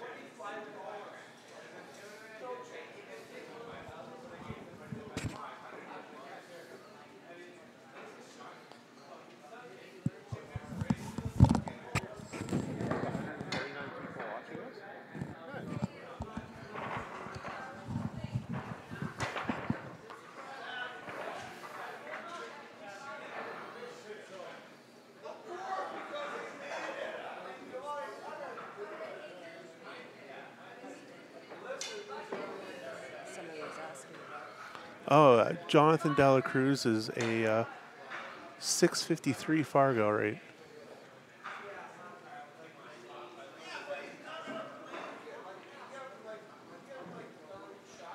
And if I had to guess, I bet you Cass is closer to a 700. 678.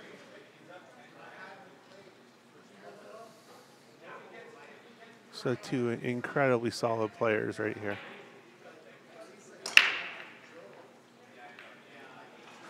Oh.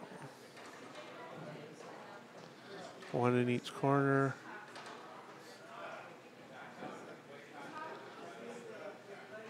Looks like solids is the way to go. The only hiccup being the 11s blocking the 5.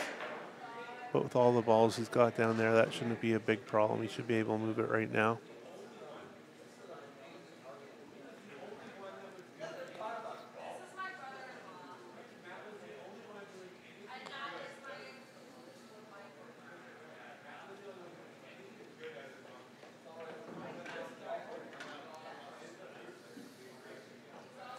And it looks like he's got a combo now, be it the 2 onto the 3 or the 5 onto the 1, whichever one he feels better about. I think he's taking the 5 onto the 1 to draw it back for the 3.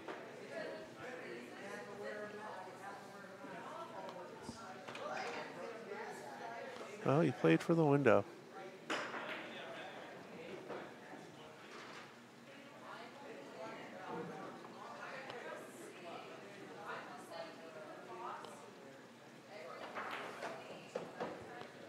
And he's a little bit short on that too.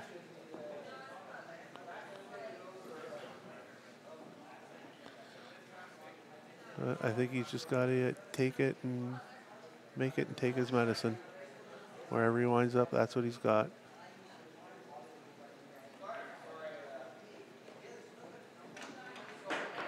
Or you could do that and he's perfect. Great shot.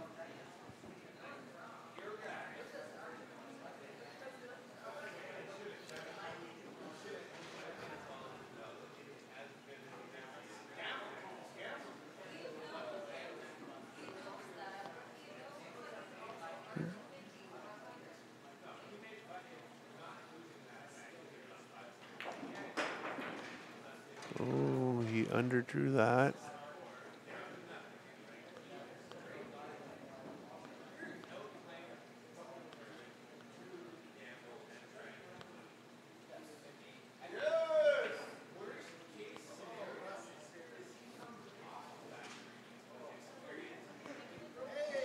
So now he'll take the 4 in the top corner. It looks like he's going to play the 8 in the side past the 9 ball. Oh, he's way wide.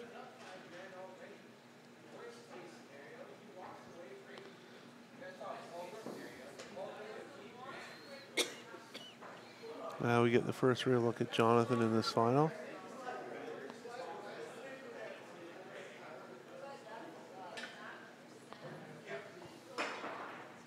Looks like he's fairly straight on the 12 ball. He'd like to have a little angle one way or the other.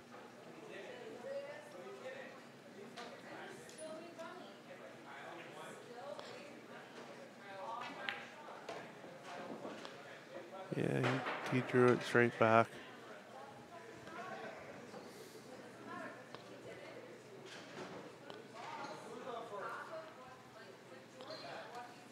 He might play safe here. He might play shoot the 15 ball and hide the white behind the 8. No, he's going to play safe off the 9 and get it behind those 3 balls. I like this shot. Develops the 9. Just like that. Nice little containing shot.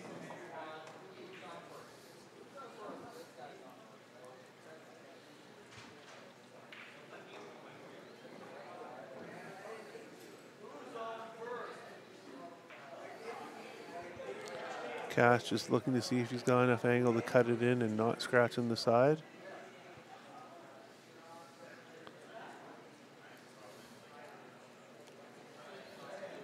Gotta be real careful here. He doesn't jump it off the table. So easy to do when the ball's so close to the rail like this.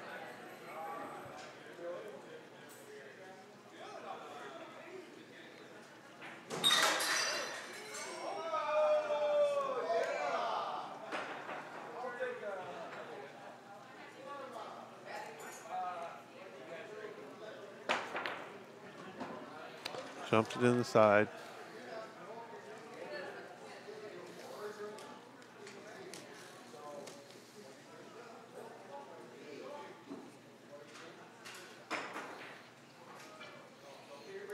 Ball in hand for Jonathan.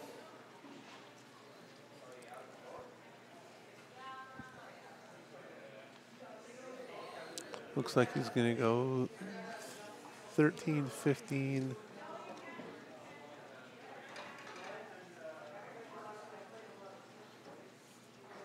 And then either play for the 9 or come to the middle of the table and attack the 10-11.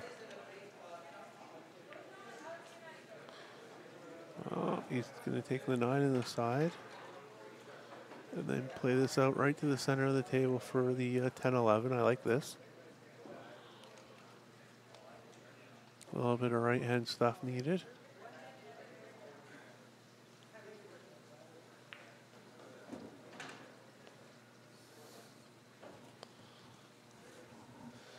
He hit that one like he was on TV, everyone. You count cash? Yeah. Are you? Oh, I've been carrying it around for like 2 months. 2 months.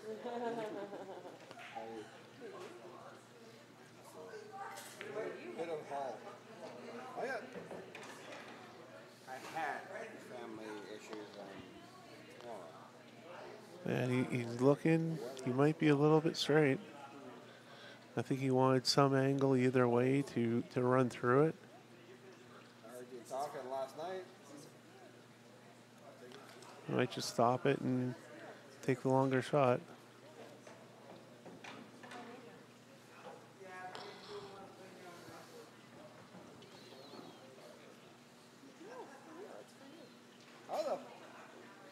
And this 8-ball for 1-1. Chomping on the bed.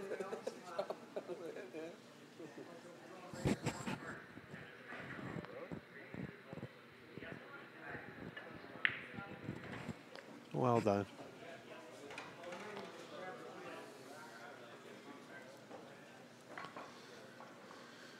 That 8-ball was not as easy as he made that look.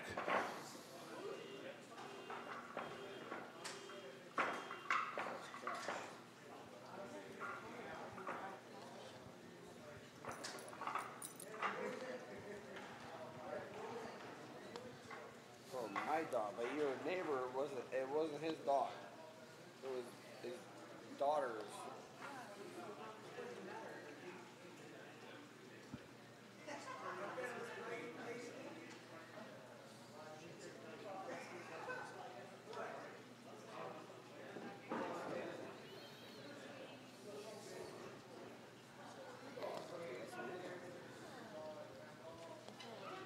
Why did you have that there?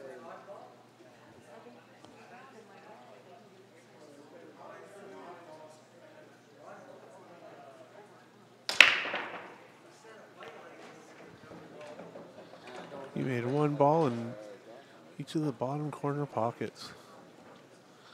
Great spread. I think he's going to take stripes. Starts with a 15-ball. Oh no.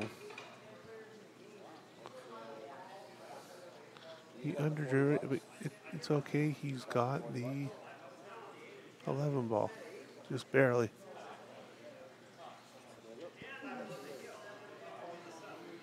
So now 11, 13, 10.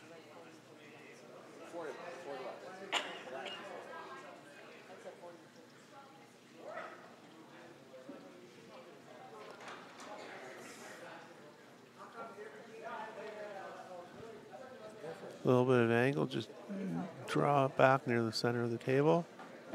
Oh, he's underdrawn it. I don't think he has this. He sure isn't walking around like he has it.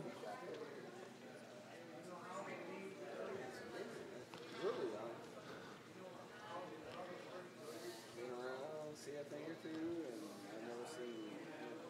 When did this happen?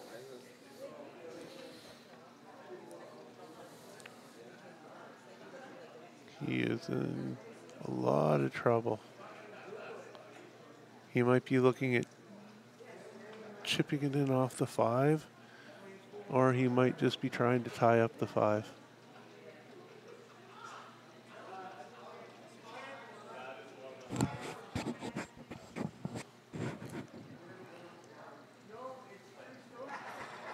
No reward.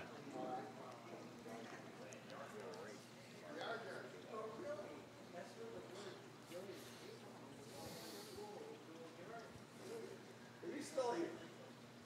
Where did he go? I came here to see him and buy him a beer because I owe him a beer. So was he here all night? Kicking it in the side. I know, but I didn't see him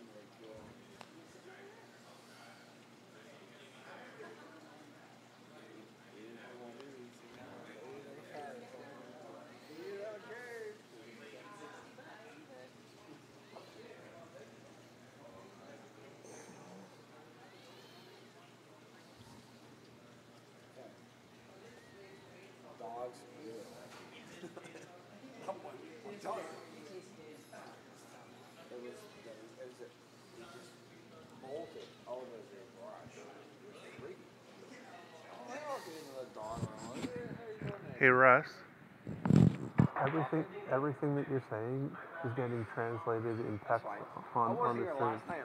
I was thinking like, I'm gonna get a blowjob. I was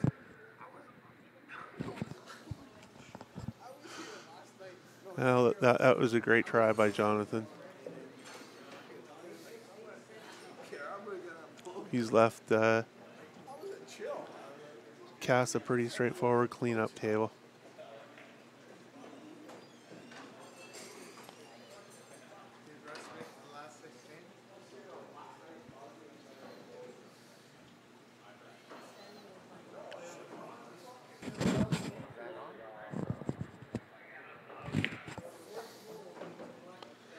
Oh, he just overdrew that one a little bit. So now I think he might. Well, it looks like he's going to take the 6 and then play underneath the 7 to take the 7 in the left side. Now he's looking at the 1 now. I like this.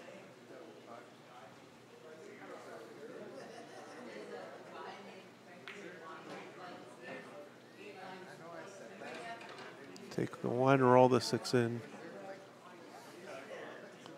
Take the 7 in the side. Roll that in. Take the 6 in the top right. 8 in the bottom left. 8 in the bottom right.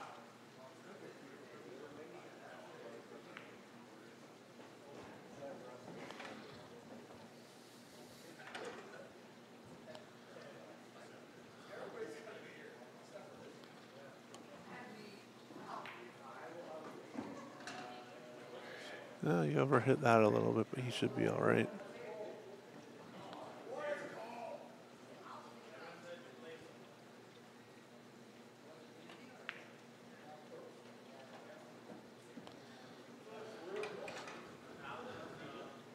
And this for a 2-1 lead.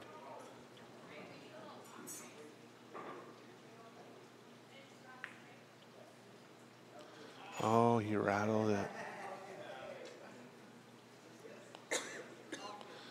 Just caught a hair of the point, picked his head up a little bit.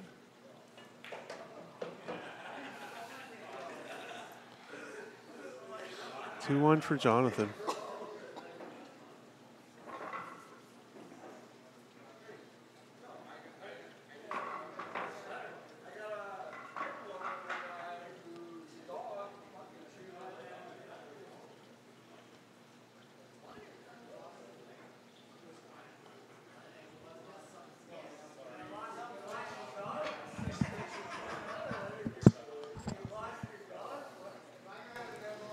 All right.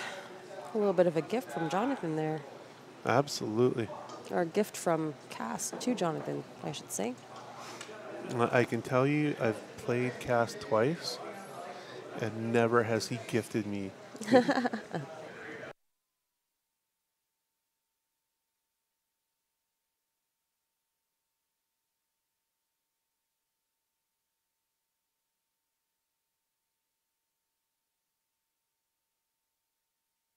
I don't.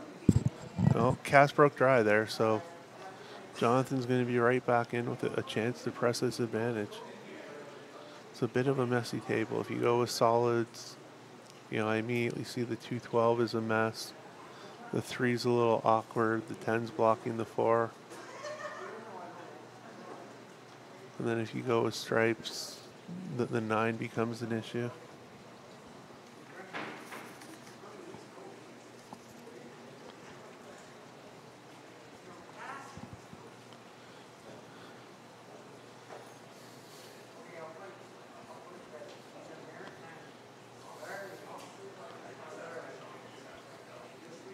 Jonathan's played super strong this weekend.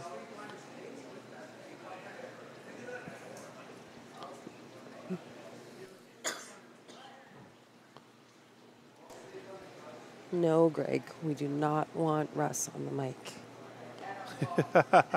I don't know if Russ could find the mic right now. Greg, what's wrong with my commentate?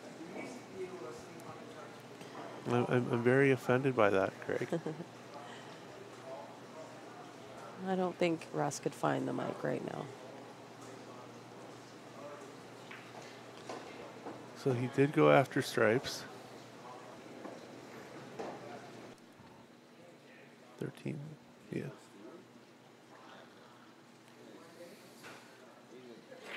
Oh, he's eyeing up the 15 on the side. If he has that, he gets a breakout out of this.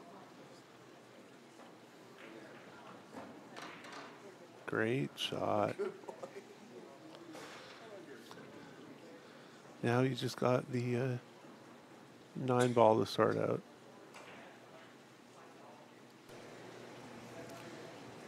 Do some crowd control around here.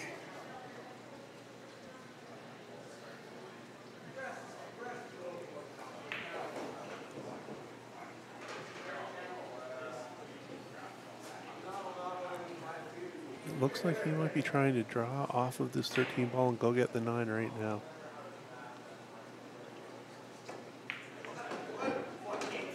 Oh, crashed into the 3.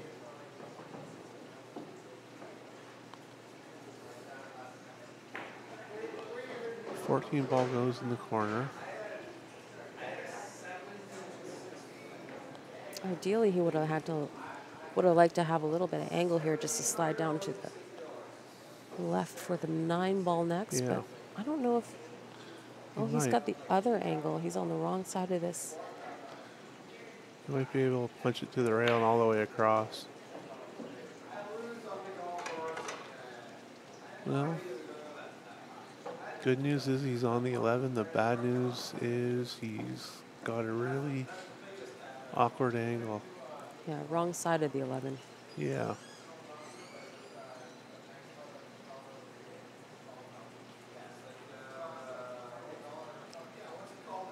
You might try and get underneath the 12 ball and take the 12 ball in the corner by the 5 and get up to the 9 that way.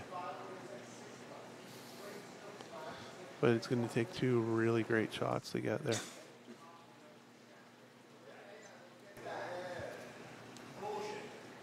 What do you do here? Do you go just forward on the 11 and go into the 2? Well, if you hit the 2, you really run a big risk of tying up the 2 and 12.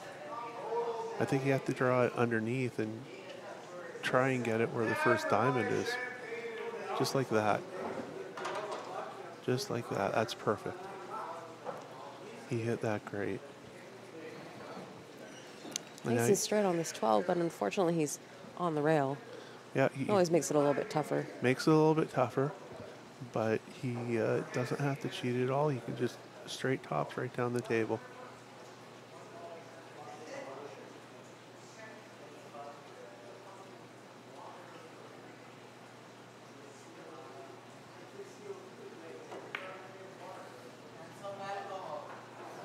Not an easy shot. No. And I'm standing directly behind Jonathan. He jumped up on that shot. Yeah.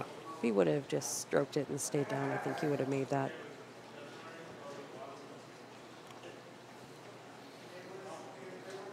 Well, one of those things when you're just your brain isn't settled and ready to hit it. You're thinking about things.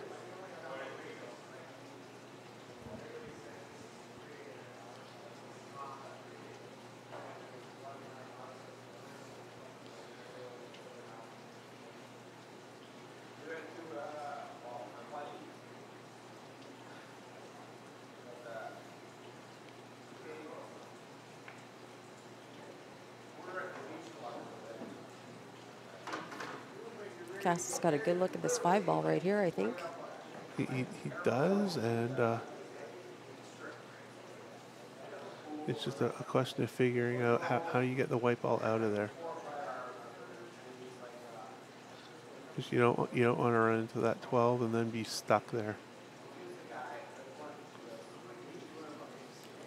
I think from whatever angle you're at, you're pretty much going into that 12 unless you can hit the window between the 9 and Yeah. 12, which is super thin. Well, you got perfectly on the 6. And I'm just wondering now if he's thinking about shooting that 3 and playing for the window between the 9 and the 12. I don't know if he's able. I don't know if he's able to roll it forward and play that window.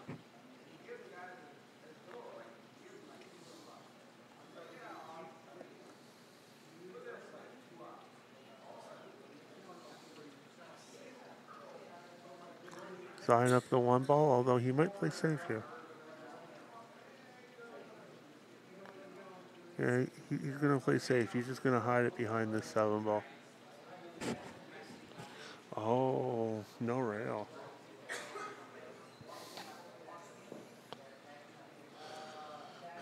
That's a disaster.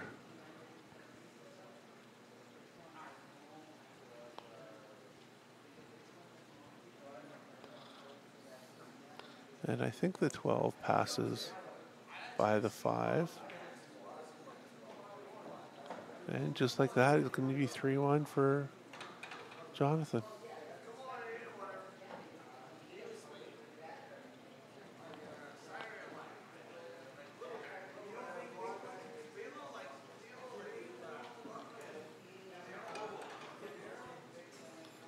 Yeah, he rolled a little bit farther than he wanted. He's half over the 1 ball. Should be okay.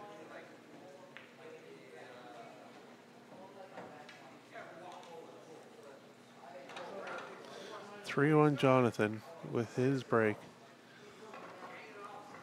One good break here, and he can put a stranglehold on this match.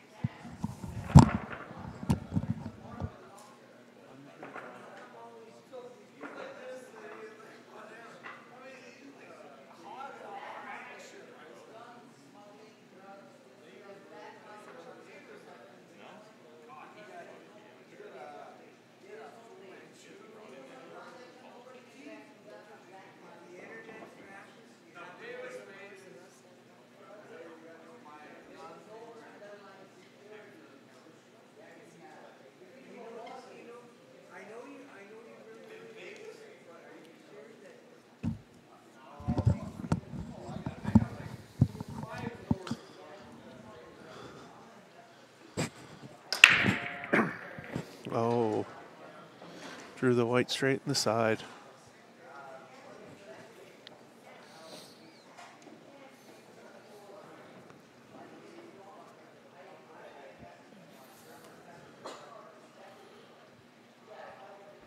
Made 1 stripe, 1 solid. I think Cass is going to take stripes here. No, he's going to take solids, interestingly.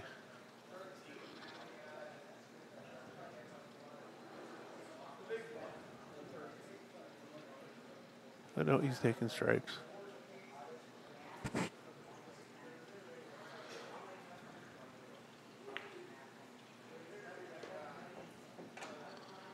I think his plan was to shoot the 13 next, but I'm not sure he's got it. Oh yeah, he's got it. 13, 11.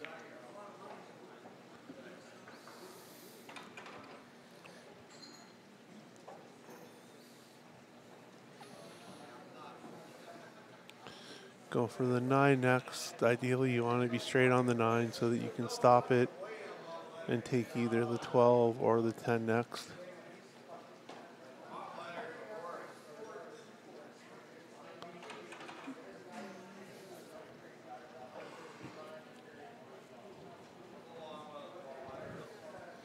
Looks like he wants to get the 10 in the side next. So follow it through a few inches.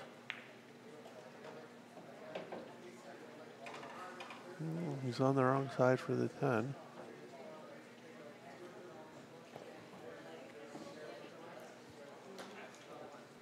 So 12 in the corner, 10 in the right-hand side pocket, stop for the 8.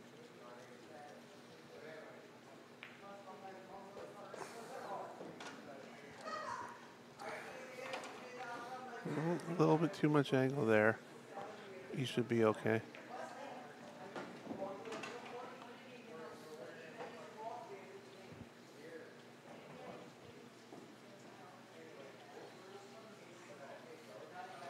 There was something he didn't like about that.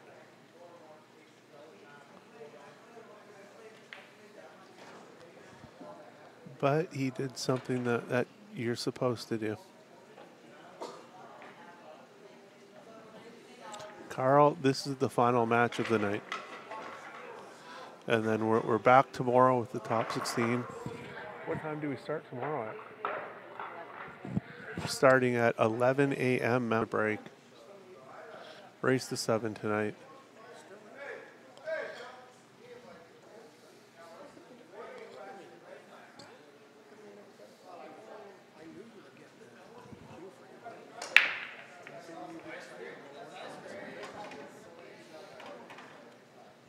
He made the 6 on the side. Nice little spread. I think you want to take solids here. You're going to have to come up with a solution for the 9 ball.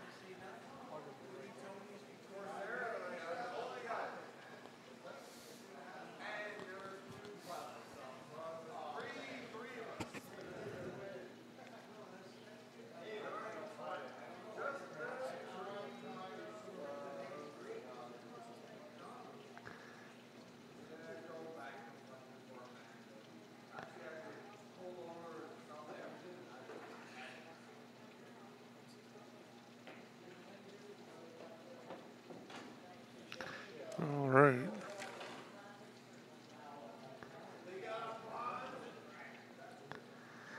So he has taken stripes. And now he's got a choice between the 13 and 14 ball.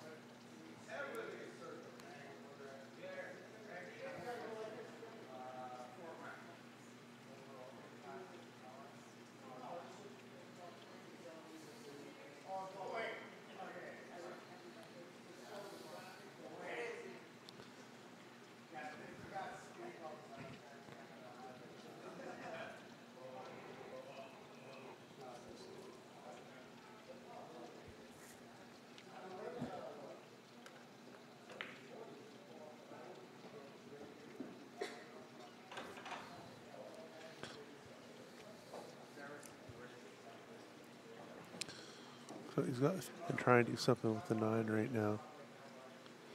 Maybe hit the 3 and get perfect as his plan. Just like that.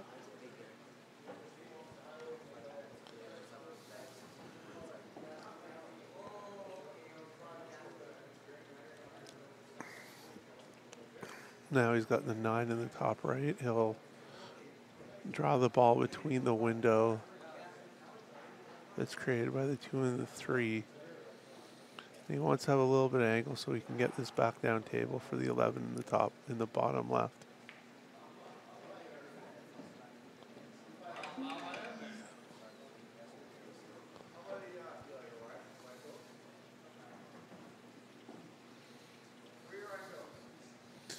I think he was hoping to go forward, but I think he's going to have to draw it back with a ton of bottom left and go top rail, side rail, and try and get down for this 11 ball. Oh, get out of the way, 5.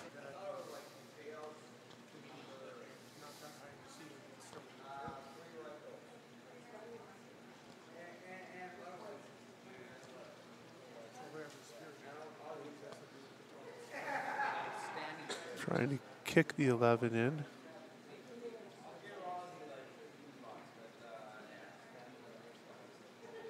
And he's fouled.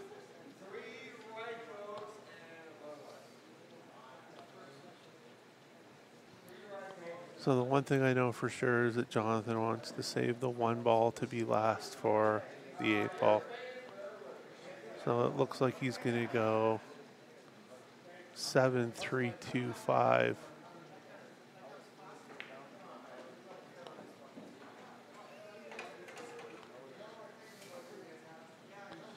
Just got to make sure he's got a nice angle on the 5. So he'll roll this through a little bit.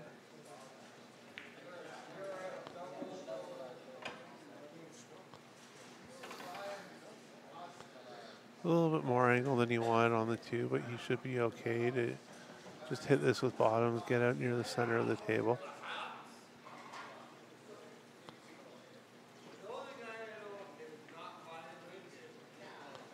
Oh, he's overhit it.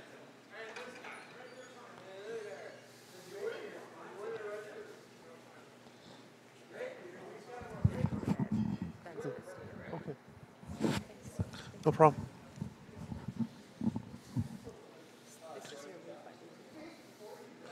And apparently Stephanie's heard me talk enough. She's heading out. But she'll be back bright and early tomorrow morning.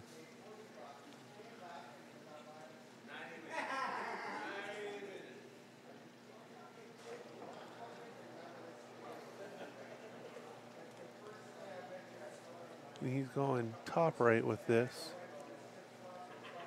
Just avoid the scratch and you're okay.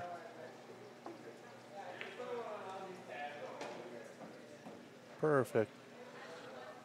Now he's got stop for 4-2.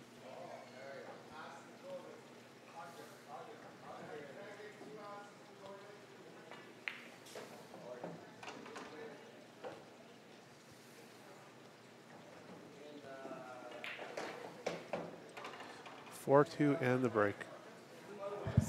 Hide this underneath so that this doesn't disappear.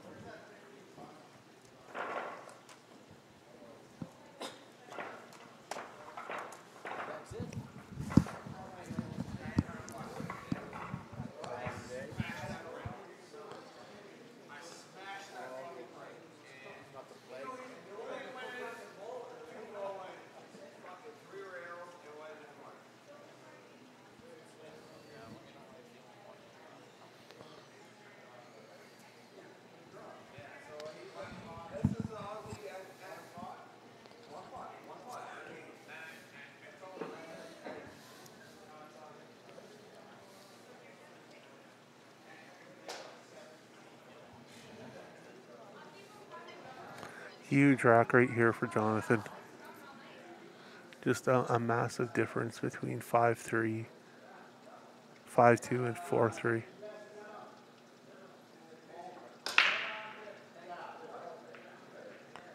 Great break, 3 ball. Oh, you got something in the side.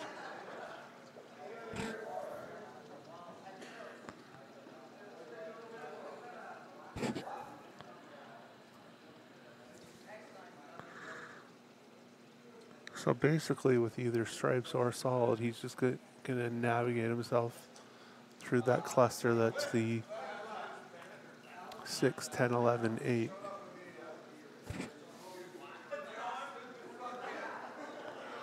Looks like he can see that 5 ball and maybe draw it back and get an angle just to pound into all that stuff and get some movement. Oh, he's going rail first. He's going to blast it and carom that, it looks like maybe. Just like that. Absolutely perfect. He's got a window. He can make the 3. He might be able to make the 4 on the side. Everything goes now.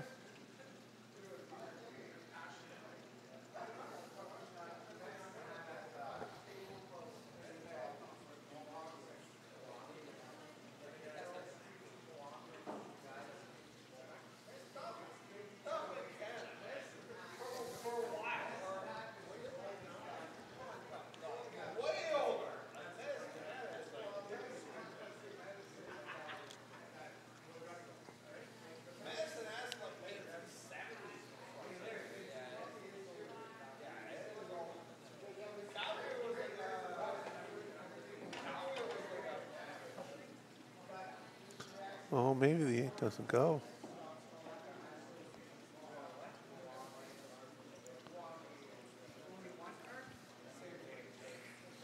No, I'm looking at it now. It doesn't go. So he's going to play the 4 off the top rail with a ton of top lefts and try and move those balls again. And he wrecked off the 15 ball.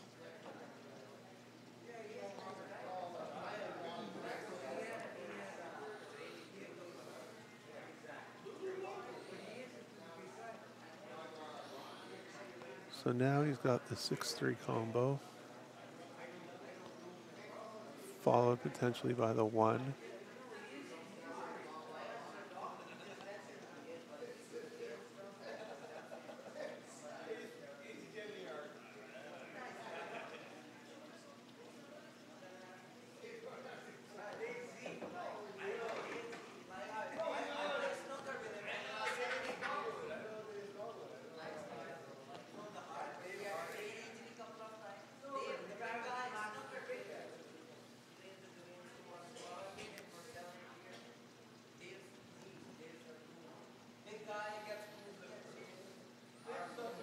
So he'll take the 1 now, followed by the 6, and then hope to get an angle off the 7 to do something. Or is he going to try and break this out now? You might try and break this out now.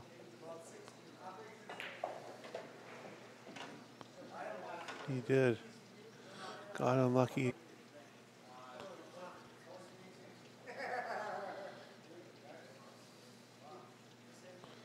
So I think now he can... Oh, he's going to play it that way. He's going to try and get it back into the center of the table so he has an angle to attack this with.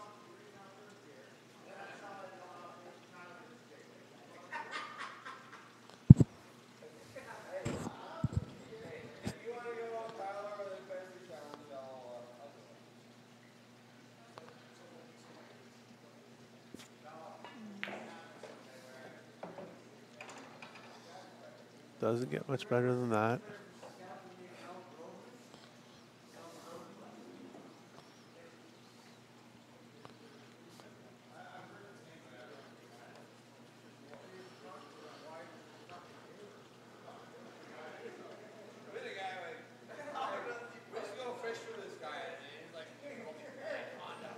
Yeah, he's got to hit this good and get a little bit lucky.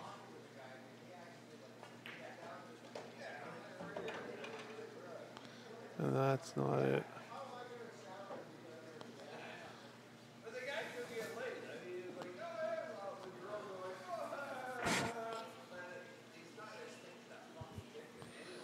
Well, he's in a lot of trouble now. His only saving grace is that there's no obvious ball to help Cass break this open.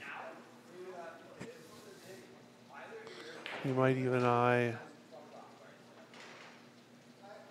scratch. No, it looks like he's going for it.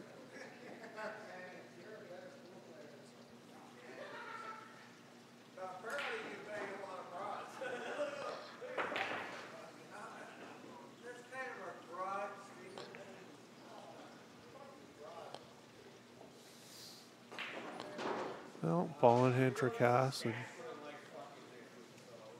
looks like he can attack those 2 balls with the 11.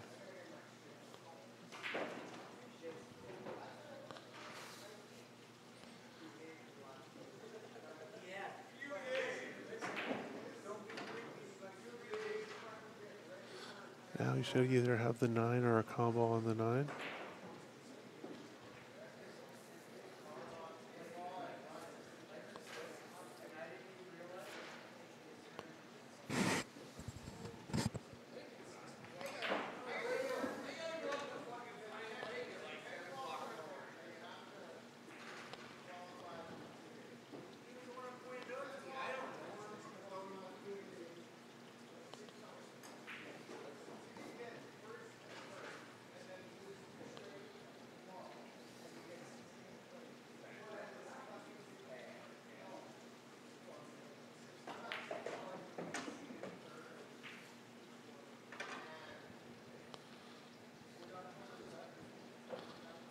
Very nice. And now he can get up by shooting any of the 3 balls he has.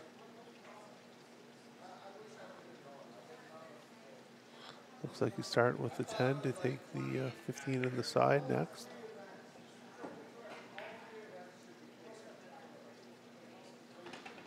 Although with that angle, it might be 15 in the corner.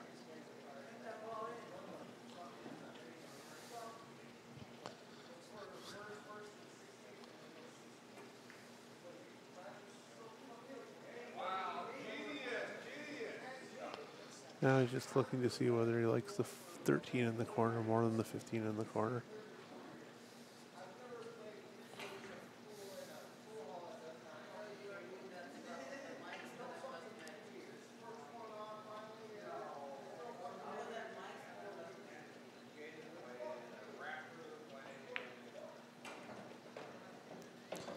Nothing but net. Follow this through, take the 8 in the left middle. Make that the left corner.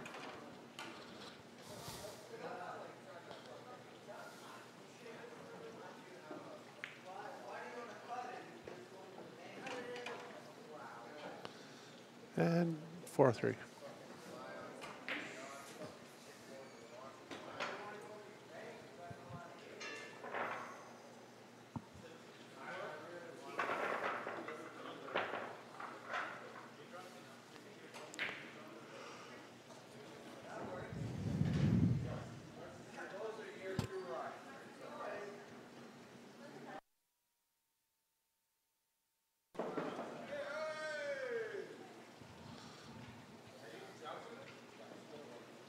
You can run here, ties it up.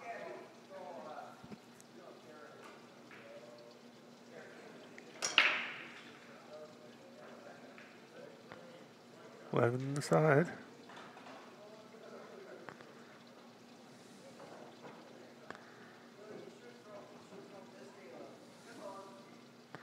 Only real challenge for stripes looks to be that 15 ball. You might have a 15-14 combo right now.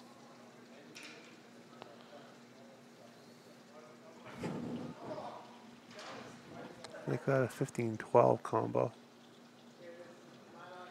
Roll it in, take the 9 next.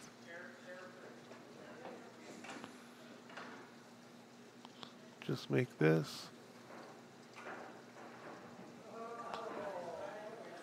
Go ahead and angle to do something with the 14 or with the 13.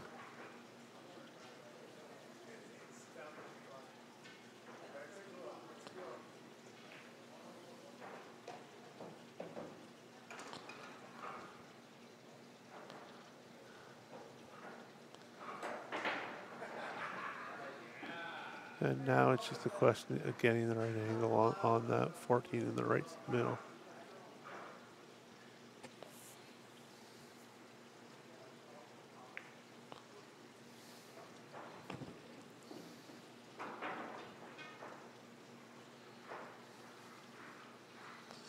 And I think he's got to jack up on this so that he can stun it and stop it there. If he doesn't think he can do that, he's going to have to roll through. Now he's going to roll through and just take the 12.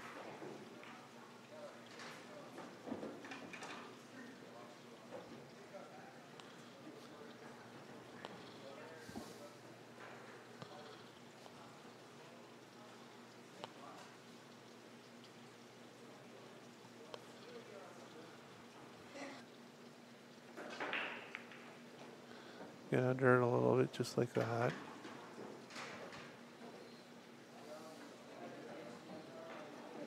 Stun this ball 8 in the bottom left-hand corner next. Perfect.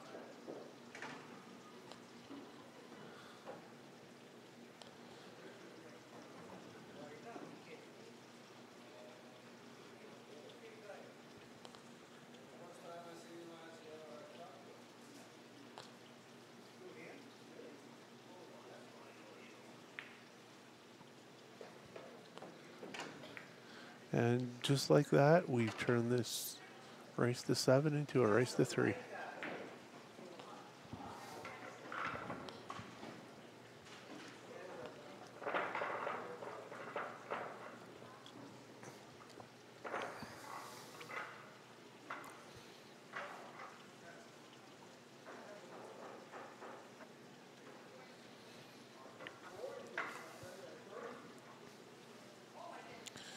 Yeah, some really high level pool this weekend, Richard. And then tomorrow, starting at 11.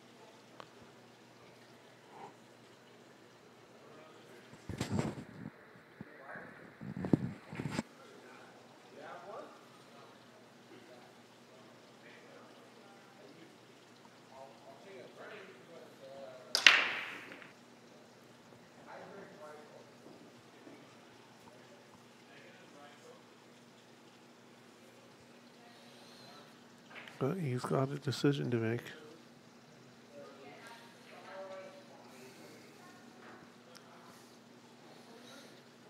The 5 ball complicates things for stripes, and the 11 ball complicates things for solids.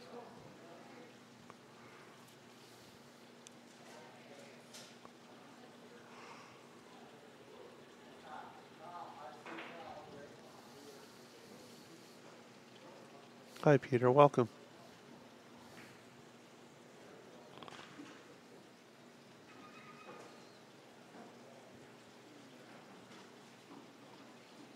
I think he's looking to see if he can just shoot that 5 right now.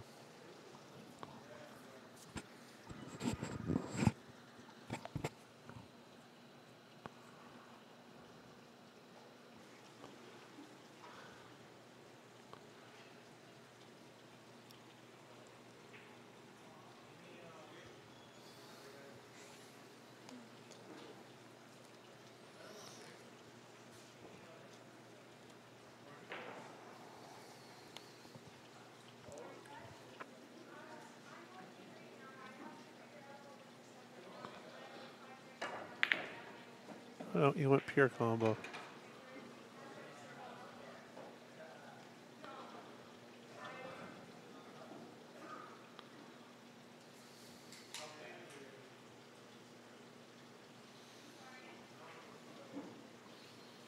So now it's all about the 3 ball.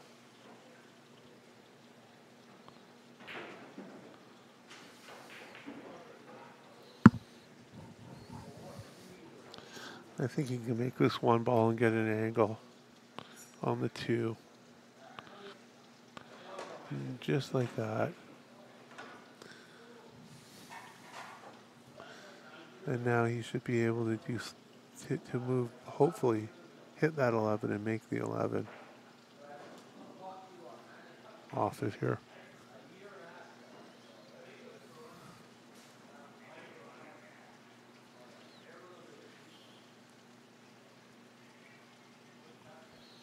Here we go.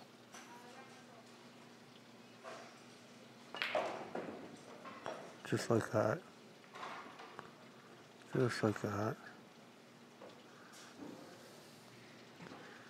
Now it's just a question of making the balls in order. It looks like he's going to go 7 inside, 6 in the top left, 4 in the bottom right.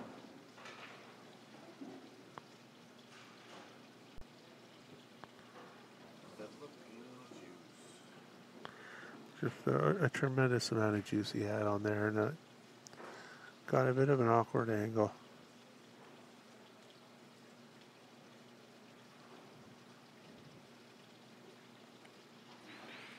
But I think you can just go forward with this 6 ball. And either run into the 4, and if you happen to miss the 4, you should hit the window to get the 3 pretty much straight in the side.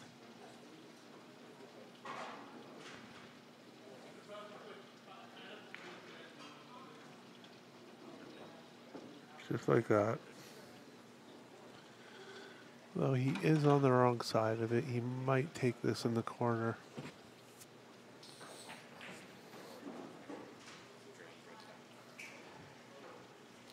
So is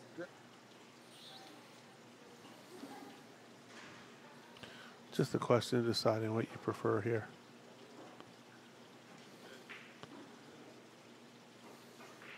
Personally, I would take this in the corner, and that's what it looks like he's doing.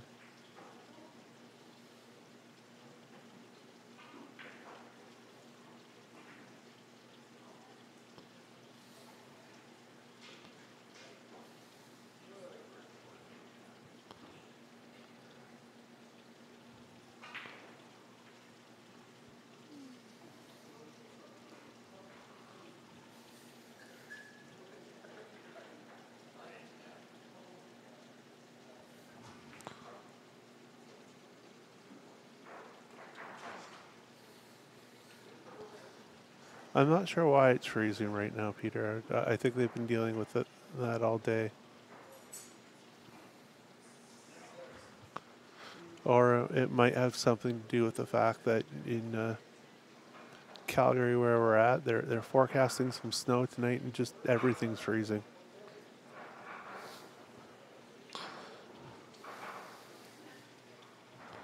You know, he's taking in the side, and it looks like he's going to try. No, changed his mind again.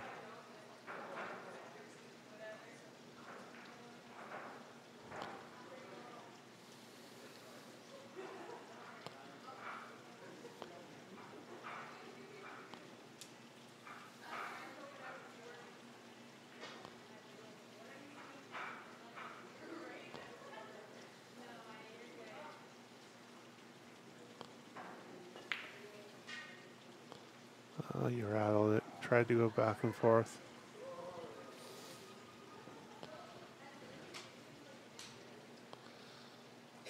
So now Cass is in.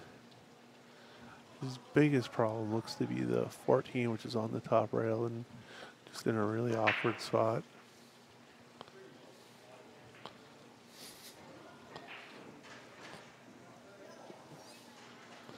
Try and hit this 4-ball here. Just like that. And now he can either go forward or draw back depending on his angle.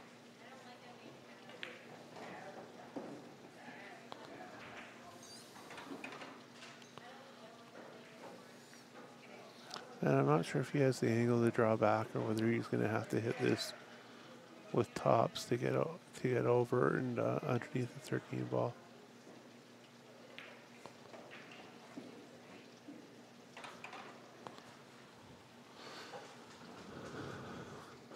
Nice, a little bit of top right hand stuff to get down for that.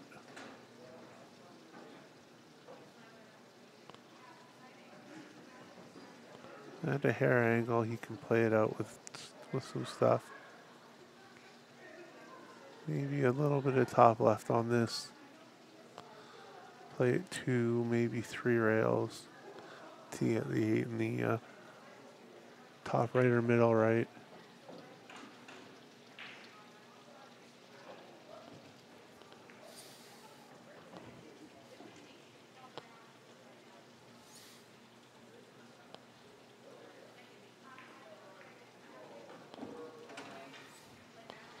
All right. Cass puts a little charge on. That's 3 in a row for him to go up 5-4 with his break.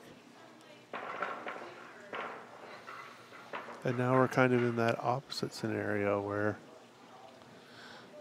race to 7, Cass can put a stranglehold on the match with a break and run right now.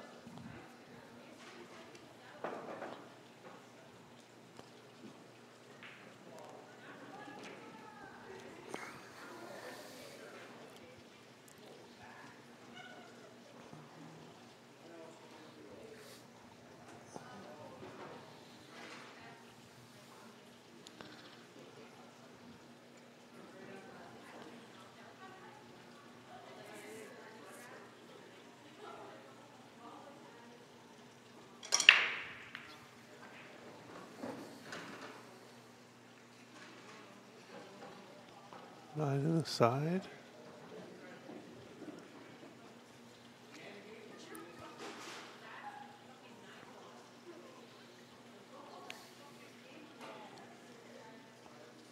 I think you start with solids here. You can take the 7 ball, and the 2 is your only real treble ball. You can solve that right now.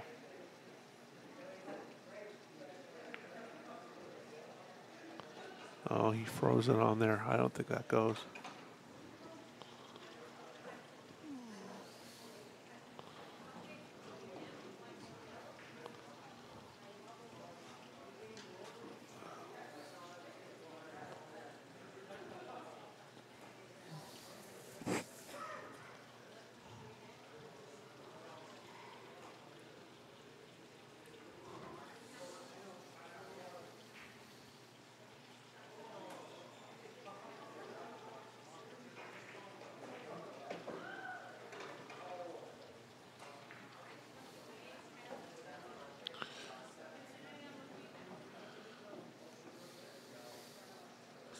Now he's got the 1.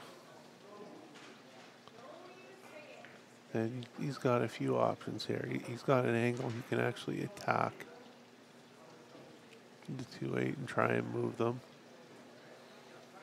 While the 2 doesn't go into the top left pocket, it does look like it goes into the bottom right. So he might play underneath it.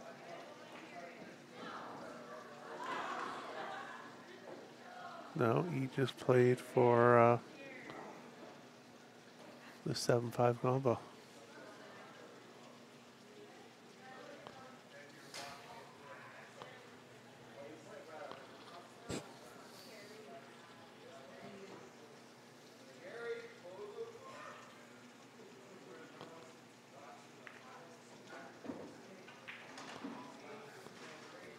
He negotiated that well.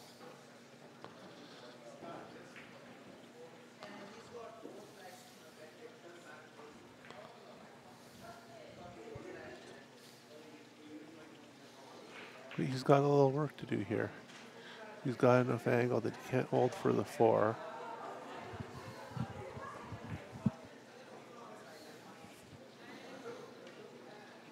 So he either has to play to move that 2 right now or get underneath it.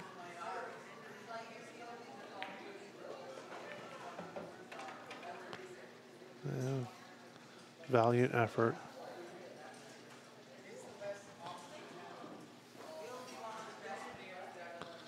But there's very little that he can do here.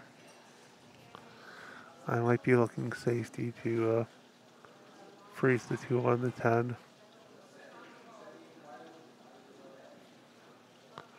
Oh, he's trying to kick it in the corner. Oh, what a great shot. What a great shot. Tell me he's not horn hooked. He's not horn hooked. What a fantastic shot that was. Wow.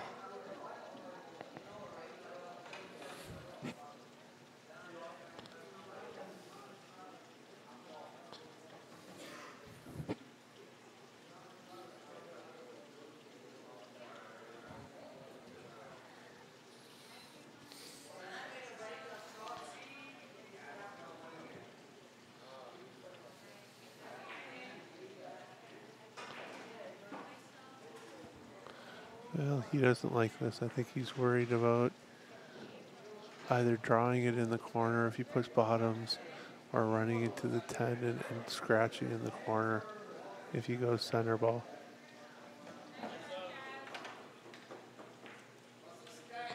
Six, 4.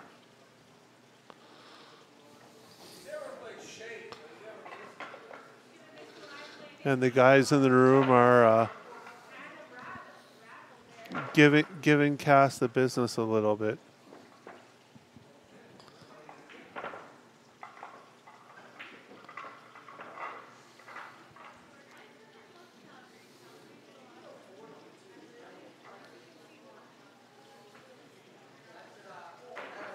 So Cass is on the hill. Jonathan needs 3. The saving grace for Jonathan, though, is he's got 2 of those 3 breaks, so if he can get something going on his break, he's in a scenario where Cass is only guaranteed to have 1 more trip to the table this match.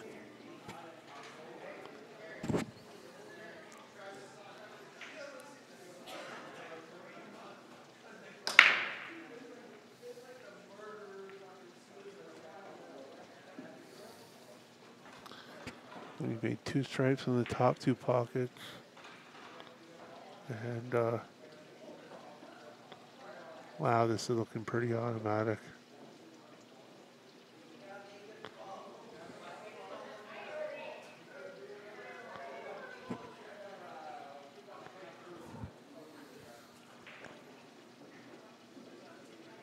I think you take stripes here, although you could take solids. I like this shot here. Shoot the 15 in the corner, stop it there. You'll get an angle so that you can shoot the 11. Then get the 14.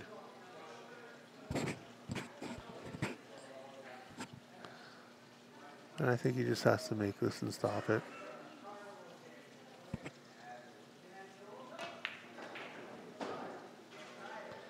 Or you can draw it back and get perfect.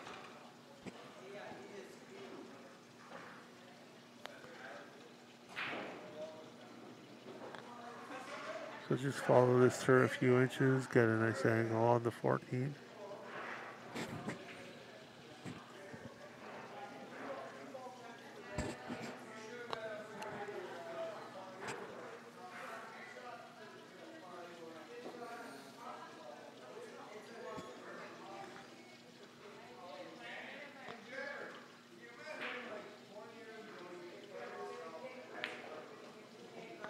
Oh, he decided to go backwards. Get the 13 first, then the 14. That'll work. Again, just follow this through a few inches.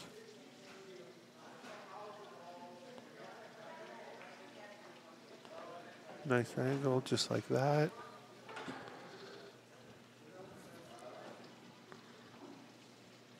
Play this up to the center-ish of the table so that you're straight in on the 12.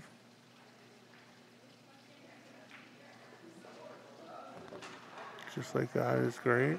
A little bit of stuff to get there, but he's perfect. And now it's just stop, stop.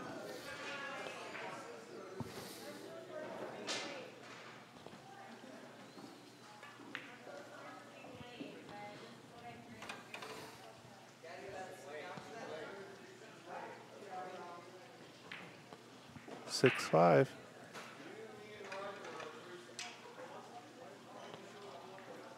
A very, very smart run out there by Jonathan under pressure.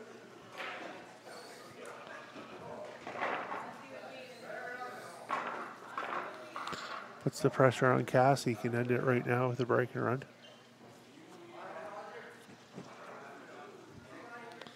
Jonathan's just hoping for one more trip to the table.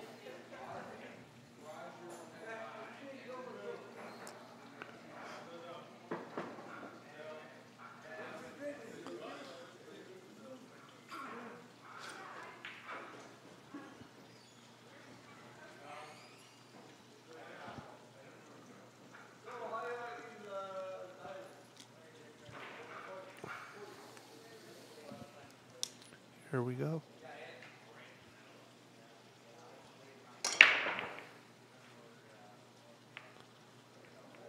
I didn't hear anything.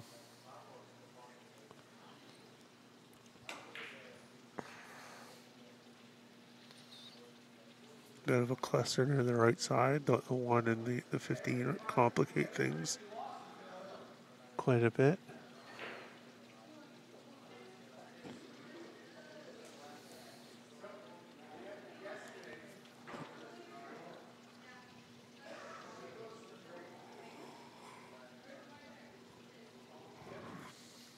The 9's a little awkward too if you take stripes.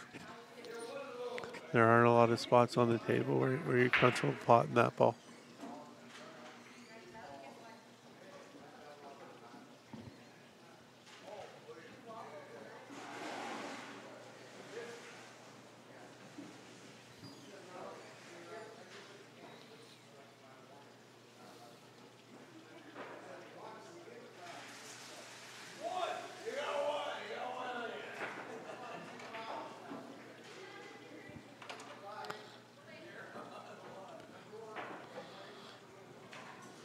Well, he got rid of the 11, which I think was smart.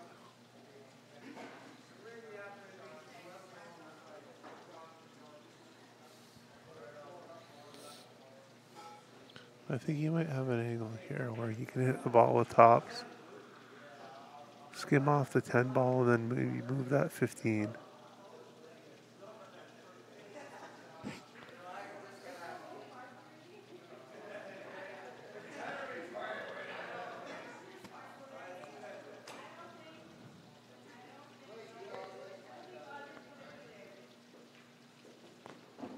Oh, he just played underneath it.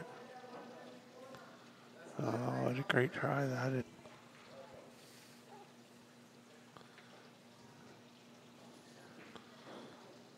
Ball's glued to the rail. Jonathan just making sure there's no dirt or anything else that might stop it from rolling true.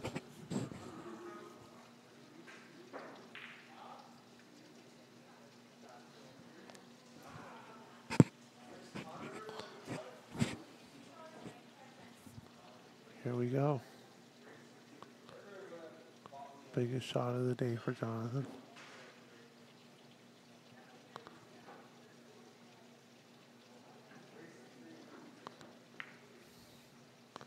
Perfect. Great shot.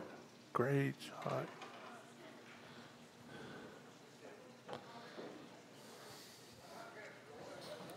He's on that 12 ball right now. I'd be tempted to take it.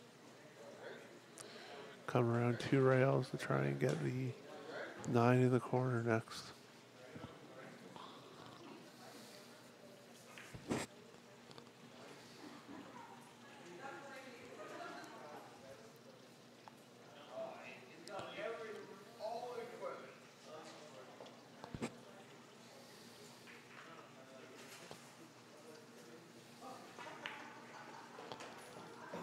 Oh, he's underhit it. Only thing he's got now is the 10-14 combo.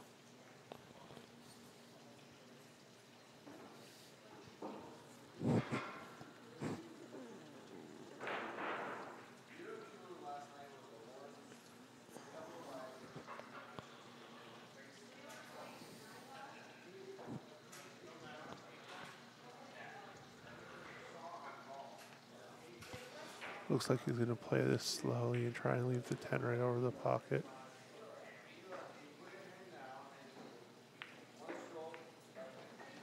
Just like that.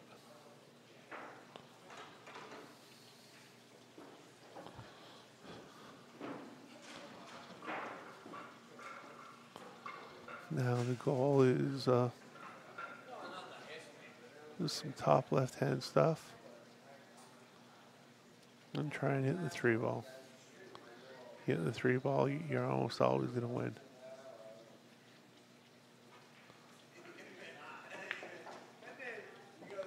He juiced it too much. Correct.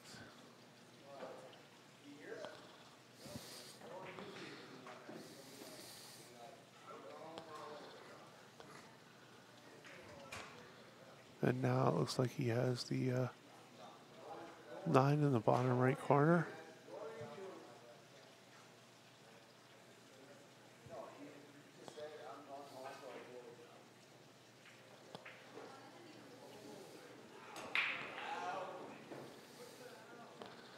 He's going to try and draw it to avoid moving those balls. They're a little bit awkward right now.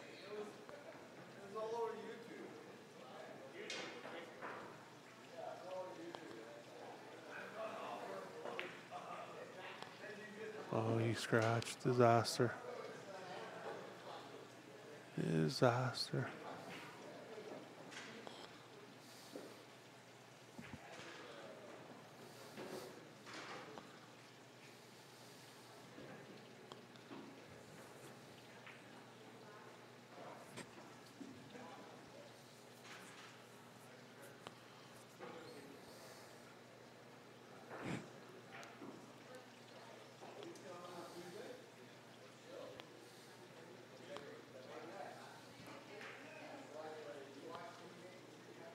Looks like Cass is eyeing up the 4-7 combo.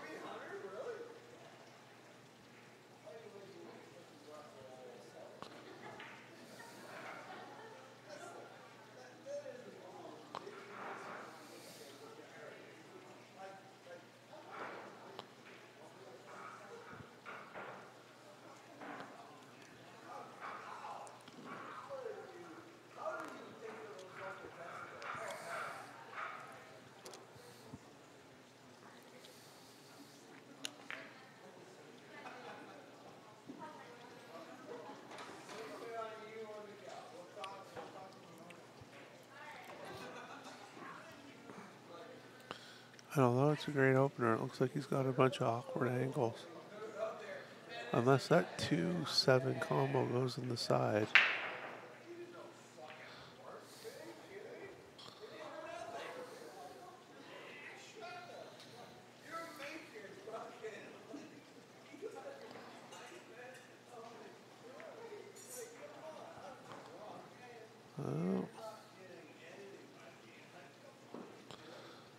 I think he left Jonathan a piece of this.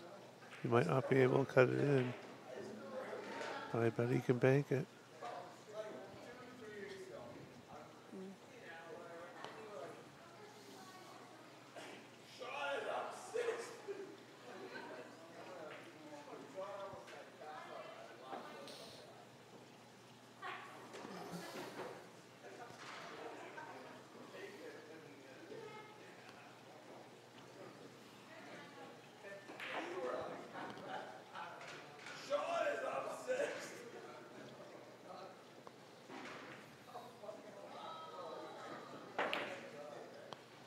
No, too thick.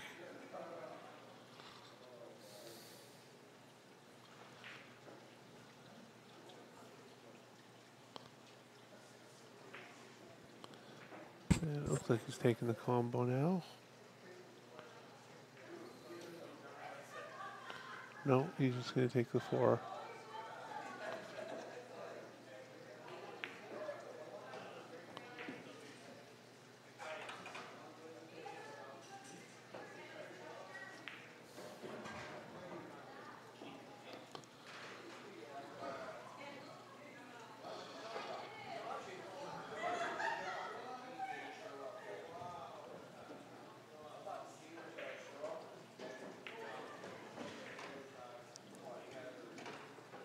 That's a good shot.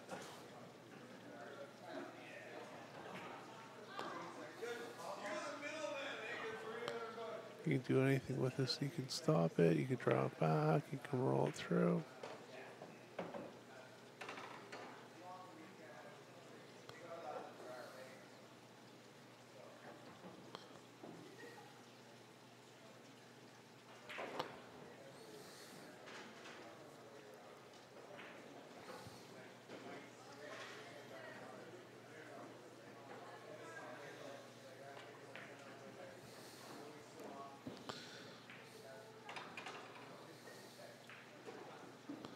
Straight on this, you can either roll through it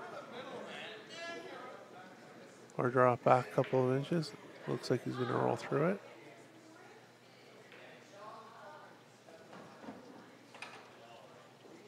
Perfect.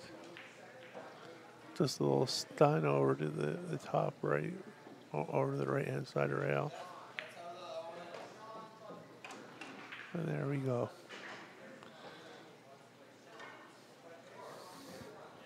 And with this 8, congratulations to Cass Burns for winning the 8-ball tournament today. And a hearty congratulations to Jonathan Dela Cruz for finishing second.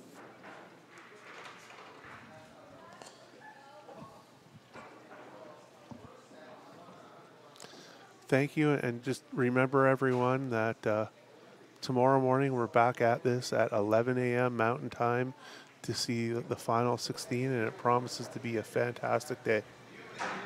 Nice job. Thank you. Commentary, very good. Thanks for sitting in. My pleasure. I know you guys have had 2 really long days. For sure. So you heard the man. We'll be back 11 o'clock Mountain Time tomorrow. Thanks for hanging out today, guys. See you all in the morning. Good night.